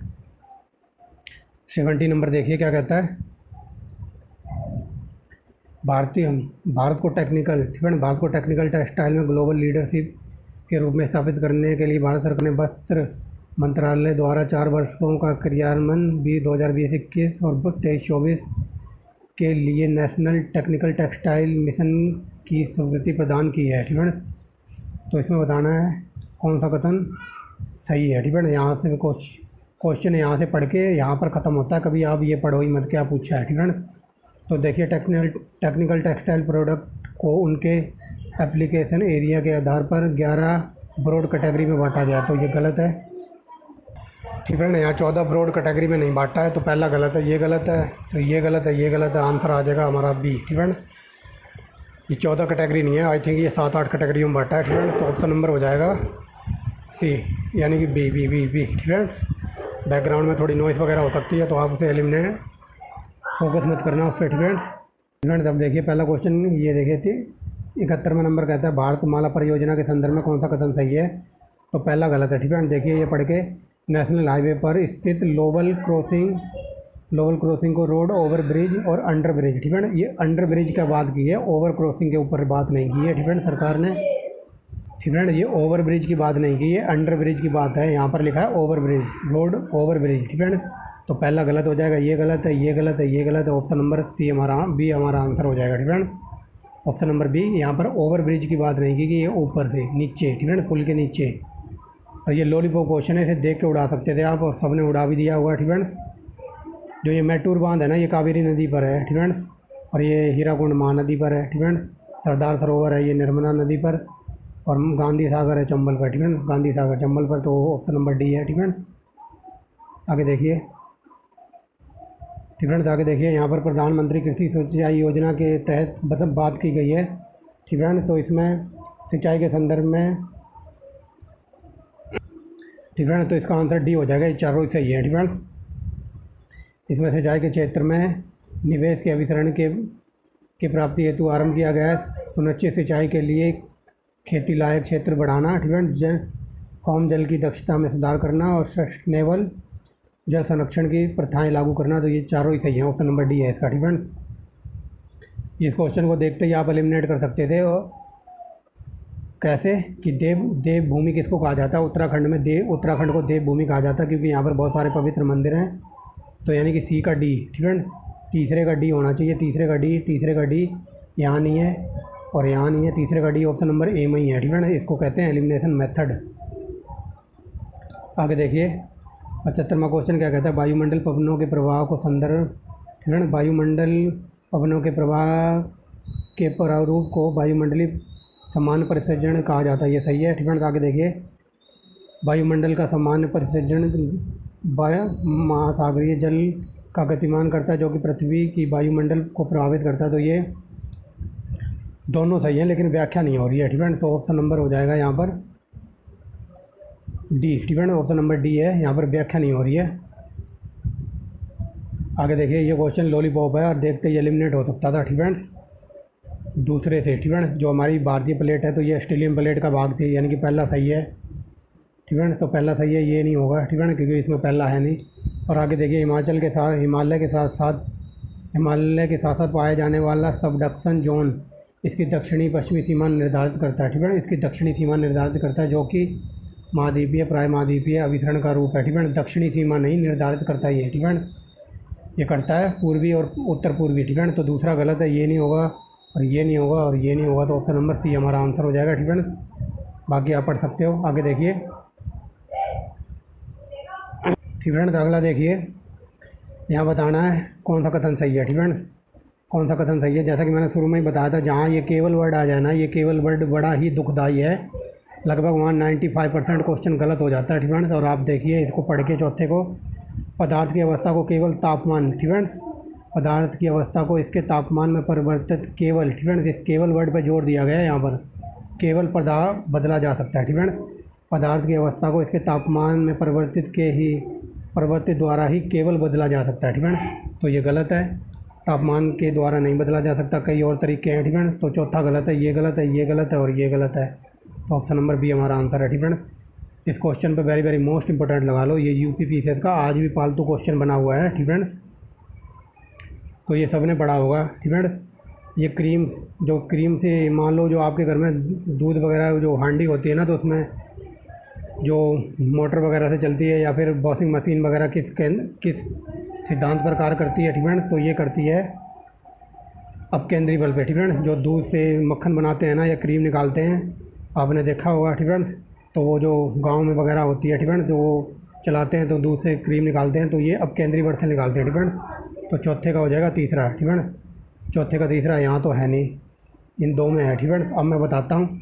ठीक है, जो ये कपूर वगैरह है ना, ये थोड़ा घुमा के पूछा हुआ है, कैम्फर। ठीक है, कैम्फर वगैरह को कपूर वगैरह कहते हैं। अगर कपूर को खुली हवा में रख दो तो वो एकदम गायब हो जाता है, एकदम पिघल जाता है, तो उस प्रक्रिया को कहते हैं सब्लिमेशन। ठीक है, उस प्रक्रिया को कहते हैं सब्लिमेशन। ये यूपी पीसीएस में हज़ारों बार क्वेश्चन पूछा हुआ है। ठीक है, यानी कि पहले का चौथा, ठीक है, डी का तीसरा और पहले का चौथा, यानी कि पहले का चौथा सब्लिमेशन यहाँ पर है। ठीक है, तो ये पर डी का पहले का चौथा, डी का तीसरा, यानी कि ऑप्शन नंबर सी। ठीक है, ये क्वेश्चन बहुत ही डिटेल में पूछा हुआ था। ठीक है, तो इसका हो जाएगा ऑप्शन नंबर बी है आंसर इसका। ठीक है, जो दिल्ली विधि अधिनियम था तो ये हो जाएगा प्रतियोजित विधान से। ठीक है, बी का हो जाएगा पहला। ठीक है, बी का पहला, तो ऑप्शन नंबर बी है, आप मिलान कर लेना। ठीक है, आगे देखिए। अगला क्वेश्चन देखिए, यहाँ पर ये पूछा कि जो राष्ट्रपति का चुनाव वगैरह हुआ है ना 7-8 दिन पहले, तो कौन कौन से जो केंद्र शासित प्रदेश हैं इसमें हिस्सा लेते हैं राष्ट्रपति चुनाव में, तो पुदुचेरी और दिल्ली, यानी कि ऑप्शन नंबर ए और सी। ठीक है, पुदुचेरी दिल्ली भाग लेते हैं। आगे देखिए, ये क्वेश्चन देख के ही आप एलिमिनेट कर सकते हैं। तो लोक लेखा समिति में ना 22 सदस्य होते हैं। ठीक है, इतना याद रखना, 15 होते हैं लोकसभा से और 7 होते हैं राज्यसभा से। ठीक है, टोटल हो गए 22। तो यहाँ देखिए पहला क्वेश्चन क्या कहता है, लोकसभा से 10 सदस्य और राज्यसभा से 7, ये तो टोटल 17 ही हुए, जबकि होते हैं 22। ठीक है, तो पहला गलत है। ठीक है, पहला गलत है, तो ये नहीं होगा, ये नहीं होगा और जहाँ ये भी नहीं होगा। ठीक है, तो ऑप्शन नंबर डी हमारा आंसर है। ठीक है, इसको देखते ही आप एलिमिनेट कर सकते थे। अगर ये पूछ ले कि सबसे बड़ी समिति कौन सी होती है, तो प्राक्कलन समिति, उसमें 30 सदस्य होते हैं और लोक लेखा समिति में 22 सदस्य होते हैं, जो कि इस क्वेश्चन में पूछा गया था। ठीक है, लोक लेखा प्राक्कलन समिति में सबसे ज़्यादा सदस्य होते हैं, 30 सदस्य होते हैं और 30 के 30 होते हैं लोकसभा से। ठीक है, याद रखना, कई बार वहाँ राज्यसभा रख कर गलत करवाता है। ठीक है, तो आप याद रखेंगे लोकसभा से 30 के 30 सदस्य होते हैं। ठीक है, आगे देखिए, ऐसे क्वेश्चन मैंने सब कुछ टोटल डिटेल में घटना चक्र की बुक से पूरी पॉलिटी कंप्लीट करा रखी है, वहाँ से पूछा हुआ था ये। ठीक है, आगे देखिए, सर्वोच्च न्यायालय। ठीक है, सर्वोच्च न्यायालय, मान लो न्यायालय में काम ज़्यादा है और जज कम है। ठीक है, तो कोई जो एक्स्ट्रा जज नियुक्त किए जाते हैं, ठीक है, उसको कहते हैं होक न्यायाधीश। ठीक है, जो एक्स्ट्रा जज नियुक्त किए जाते हैं, तो उसके संदर्भ में ये क्वेश्चन पूछा हुआ था। ठीक है, तो देखिए क्या कहता है। ठीक है, तो चलिए देखते हैं। ठीक है, इसमें सी को पकड़िए आप। ठीक है, जो राष्ट्रपति क्या कहते हैं, जो सर्वोच्च न्यायालय में यानी कि उच्चतम न्यायालय में जो जज नियुक्त किए जाते हैं, तो उसमें राष्ट्रपति की मंजूरी पे किए जाते हैं। ठीक है, राष्ट्रपति जब हाँ कहेगा तभी किसी न्यायालय की नियुक्ति होगी वहाँ पर। ठीक है, तो यहाँ पर पूछा है राष्ट्रपति की पूर्व सहमति से अनिवार्य नहीं है, तो ये गलत है। ठीक है, सी हमारा गलत है। ठीक है, तो सी गलत है, तो ए बी डी सही हो जाएगा, तो ए बी डी सही है। ठीक है, इस वर्ड को पकड़िए। ठीक है, राष्ट्रपति की पूर्व सहमति से अनिवार्य नहीं है, तो राष्ट्रपति जब पूरी तरीके से हाँ करेगा ना, तब जाके जज की नियुक्ति होगी। तो यहाँ पर पूछा राष्ट्रपति की अनुमति नहीं चाहिए, सहमति नहीं चाहिए, तो ये गलत है, सी गलत है। ठीक है, तो ऑप्शन नंबर डी हमारा आंसर हो जाएगा। ये लॉलीपॉप क्वेश्चन था, बट थोड़ा बहुत ही ज़्यादा डिटेल में क्वेश्चन ये पूछा हुआ था। ये पूछा हुआ था कि जो कांग्रेस के अधिवेशन वगैरह हुए थे ना, तो उसमें एक से ज़्यादा बार किसने अध्यक्षता की थी। तो इसकी सब मैंने ट्रिक से वीडियो अपलोड कर रखी है, ठीक है। तो इसमें इसको एलिमिनेट कर दीजिए, ये रहीमतुल्ला एवं शियानी, तो ये नहीं थे, ठीक है ना, वहाँ पर ये नहीं थे। तो देखिए डी गलत है, तो ये गलत है, ये गलत है, और ऑप्शन नंबर डी तो इसमें भी आएगा ना उपरोक्त सभी में, तो ये गलत हो जाएगा, ठीक है। बाकी हमारा आंसर हो जाएगा ए बी सी ई, ठीक है। समझ गए होगे फ्रेंड्स। जो ये है ना, क्या कहते हैं, रहीमतुल्ला, जो रहीमतुल्ला थे ना, इन्होंने एक बार भी कांग्रेस के अधिवेशन की अध्यक्षता नहीं की थी, तो डी है ना गलत है।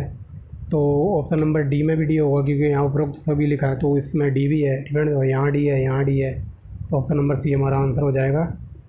और ये क्वेश्चन पे वेरी वेरी मोस्ट इंपॉर्टेंट लगाओ। जब भी मैंने आपको अपनी टेस्ट सीरीज कराई होगी ना, तो रणजीत सिंह के बारे में सिर्फ मैंने आपको 2 ही 3 बातें बताई थी कि जो रणजीत सिंह थे ना, ये शुक्र चकिया मिसल के थे, ठीक है।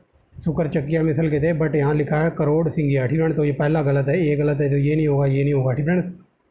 दूसरा सही है, ठीक है, दूसरा सही है, क्योंकि इनके जब ये हमारे देश पर राज कर रहे थे तो उस टाइम कौन कौन आया था, तो इनकी सेवा में Jean Francois, Albert and Jean Baptiste, 2 Napoleon general थे, ठीक है। तो ये क्वेश्चन सही है, लेकिन क्वेश्चन यहाँ से और भी डीप में पूछा है यूपी पीसीएस में कि रणजीत सिंह की राजधानी कहाँ थी, ज़रा बताओ। तो इनकी राजधानी थी लाहौर में, ठीक है, पाकिस्तान में है ये लाहौर शहर, ठीक है।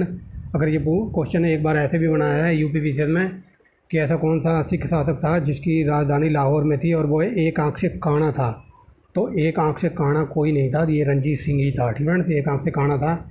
लेकिन अगर ये पूछ ले कि प्राचीन काल में, ठीक है, प्राचीन काल में ऐसा कौन सा कवि था या लेखक था जो एक आँख से काना था, ठीक है, तो उसका आंसर हो जाएगा, बताइए कौन, चंद्रवरदाई, ठीक है। चंद्रवरदाई की एक पुस्तक है पद्मावत, ठीक है। पद्मावत की रचना की है चंद्रवरदाई ने, जो कि एक आँख से काना था, और वो काना कवि, काना लेखक कहा जाता है। और पद्मावत के ऊपर तो मूवी भी आई है, ठीक है। ये भी question very very most important है, लेकिन डीप में पूछा हुआ है, लेकिन आपने अगर थोड़ा डीप में पढ़ा होता तो इसे एलिमिनेट कर सकते थे, ठीक है। तो यहाँ पूछा है कि जो अंडियार, ठीक है, अंडियार संत थे, तो उसमें स्त्री कौन कौन सी शामिल थी, तो ये गोदा देवी ये थी नहीं, ठीक है। बी एलिमिनेट कर दो, तो ये नहीं होगा और ये नहीं होगा, और डी भी नहीं है, ठीक है, तो ये भी एलिमिनेट हो जाएगा, ठीक है। तो इसका आंसर हो जाएगा ऑप्शन नंबर सी। ये सब मैंने आपको डिटेल में कराया हुआ है, ठीक है। तो ये कराइकल अम्बिया थी, ठीक है, आप इससे ही पकड़ सकते थे, ठीक है, इससे भी पकड़ सकते थे, तो ये तीनों थे उस टाइम, ठीक है। ऑप्शन नंबर हो जाएगा सी, ठीक है। आगे देखिए, ठीक है, इस क्वेश्चन में क्या कहता है, ठीक है, सीधा यहाँ से पकड़िए डी, ठीक है। डी देखिए, कपास उत्पादन के विस्तार से साहूकारों की अपेक्षा रैयत को अधिक धनवान बना दिया, ठीक है। रैयत क्या थे, ठीक है, रैयतवाड़ी चल रही थी ना, ठीक है। तो ये क्वेश्चन पूछा जाए, साहूकारों की अपेक्षा रैयतों को अधिक धनवान बना दिया, तो ये गलत है, ठीक है। रैयत तो एक महलवाड़ी, रैयतवाड़ी ये तो व्यवस्था थी ना, ठीक है। और आगे देखिए डक्कन, ठीक है, आगे देखिए 1875 में डक्कन दंगा धनी रैयतों के विरुद्ध साहूकारी प्रतिक्रिया थी, ठीक है।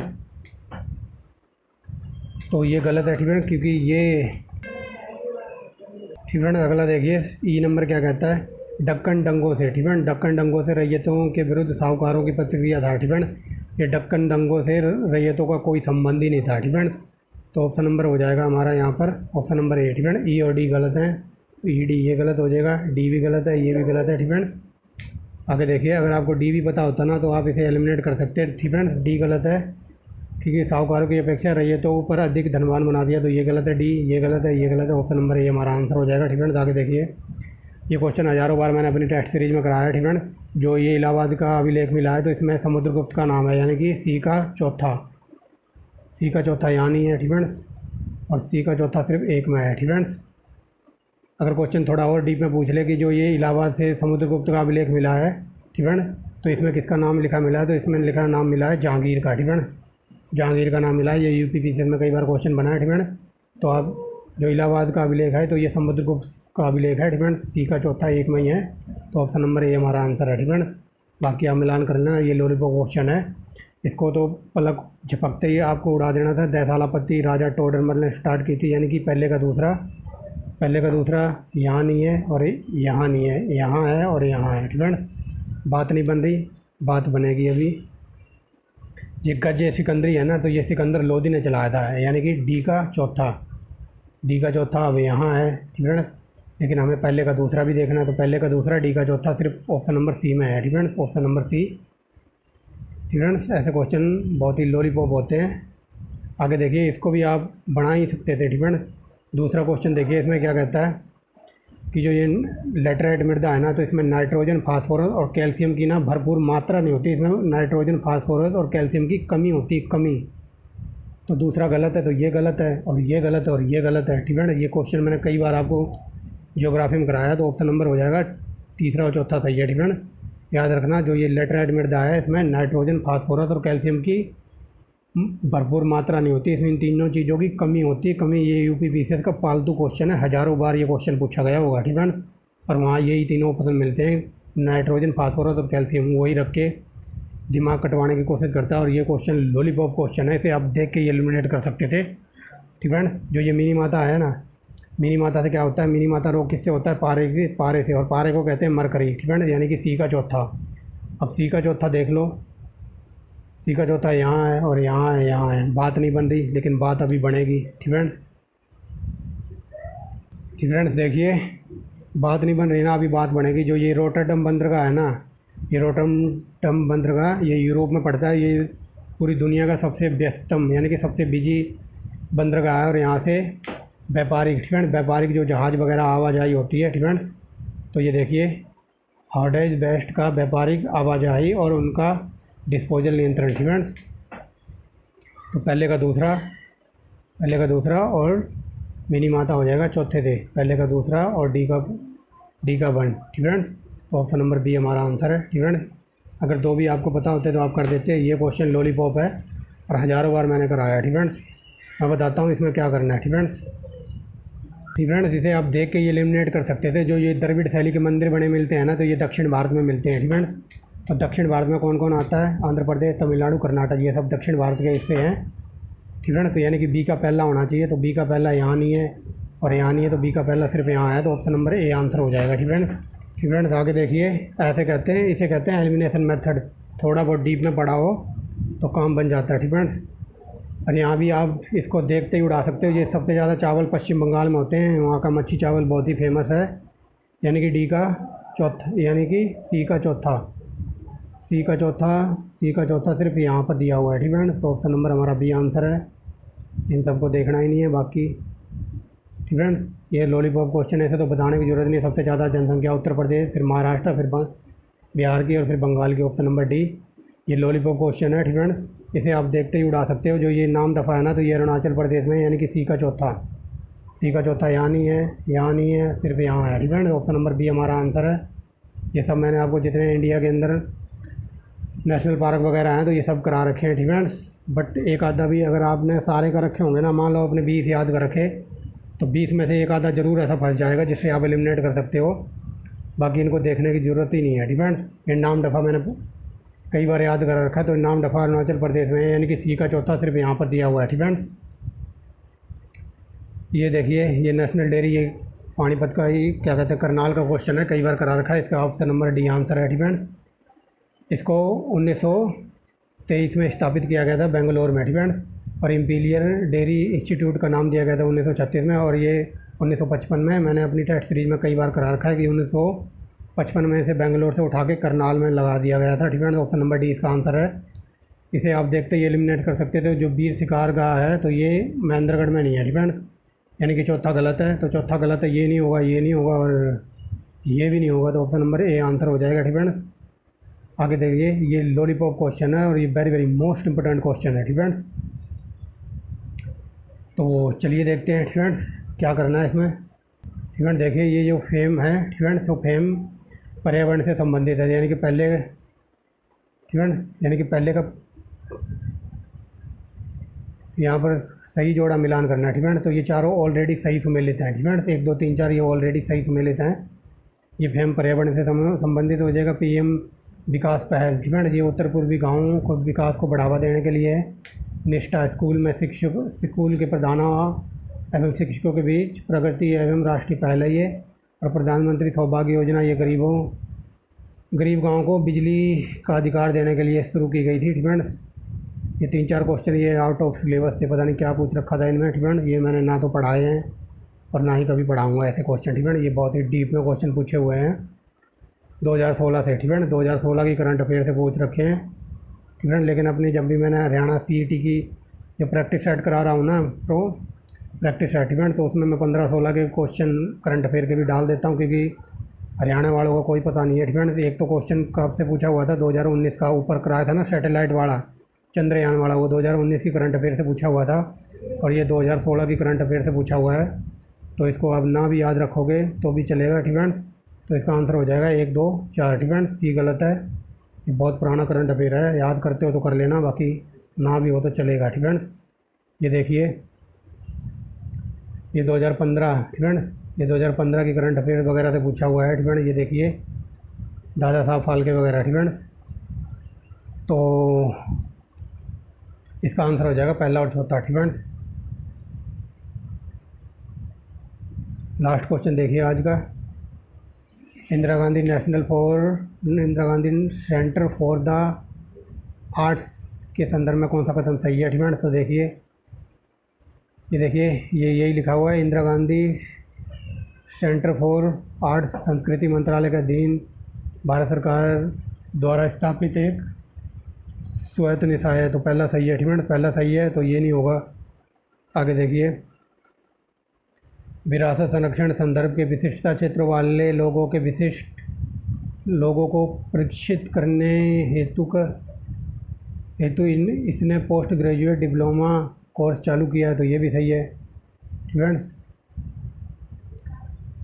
इसके मैंडेट, ठीक है, इसके मैंडेट के रूप में इसे बिल्ड हेरिटेज एवं साइंसेज पर नेशनल रजिस्टर एवं इक्विटीज़ पर नेशनल रजिस्टर कराना है। तो ये गलत है, रजिस्ट्रेशन वगैरह नहीं होता, ठीक है। तीसरा गलत है, तो ये गलत है, ये गलत है। हमारा आंसर हो जाएगा ऑप्शन नंबर डी, ठीक है। तो ये था हमारा आज का जो हरियाणा हरियाणा HCS का पेपर था, ठीक है। एकदम डिटेल में मैंने कराया है कोर्स, ठीक है।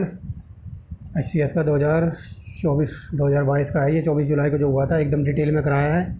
मानता हूँ मैं वीडियो बड़ी होगी है, लेकिन एक एक चीज़ मैंने आपको डिटेल में बताई है, ठीक है, ताकि आने वाले एग्ज़ाम में आप भी ऐसा एलिमिनेशन मेथड अपना सकें, ठीक है। और जो मैंने बोल के जो कुछ एक्स्ट्रा फैक्ट बताए हैं तो उसको याद रखना, ठीक है। वो कई बार एग्जाम में वहाँ से सीधा क्वेश्चन बन जाता है, ठीक है।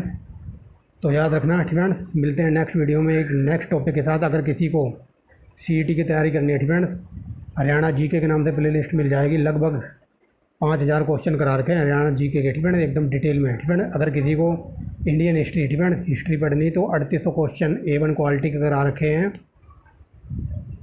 बिल्कुल डीप में, जहाँ से ये क्वेश्चन 16-17 क्वेश्चन जो मैंने वीडियो 3800 क्वेश्चन की करा रखे हैं ना, डायरेक्ट वहाँ से पूछे गए हैं, जो कि मैंने एलिमिनेटेड मेथड लगा के 1 सेकंड में उनको उड़ा दिया है, ठीक है। 1 सेकंड में मैंने एलिमिनेट कर दिए थे, क्योंकि ये मैंने डीप में पढ़ा रखे हैं, इसीलिए मुझे पता है कहाँ से क्या चीज़ एलिमिनेट होगी, ठीक है। तो ऐसे ही डीप में पढ़ने के लिए आप देखते रहिए जो आंसर को, ठीक है। लेकिन आने वाले टाइम में लगभग, ठीक है, जो मैं बड़ी घोषणा करूँगा तो बाद में, ठीक है। तो आज के लिए इतना ही बहुत है, ठीक है। वीडियो काफ़ी लंबी हो गई है, बट सॉल्यूशन देखकर आपको मज़ा आ जाएगा, ठीक है। तो ऐसी वीडियो देखने के लिए जुड़े रहिए जो आंसर के साथ। तो मिलते हैं नेक्स्ट वीडियो में एक नए टॉपिक के साथ। तो thanks for watching the video and bye bye, ठीक है।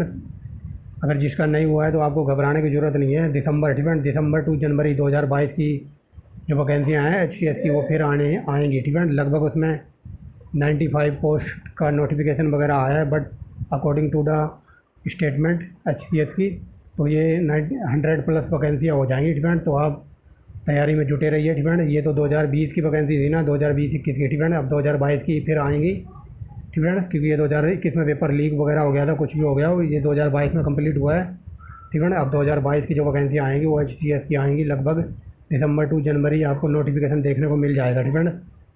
तो ऐसी तैयारी करने के लिए जुड़े रहिए जो आंसर के साथ। तो कंटेंट वगैरह पसंद आता है तो आप एक लाइक कर सकते हैं, वीडियो को सब्सक्राइब कर सकते हैं, क्या बोल रहा हूँ मैं, चैनल को सब्सक्राइब कर सकते हैं, ठीक है। लगभग 1.5 घंटा हो गया बोलते बोलते, तो अब थोड़ा पानी वानी पिया जाए।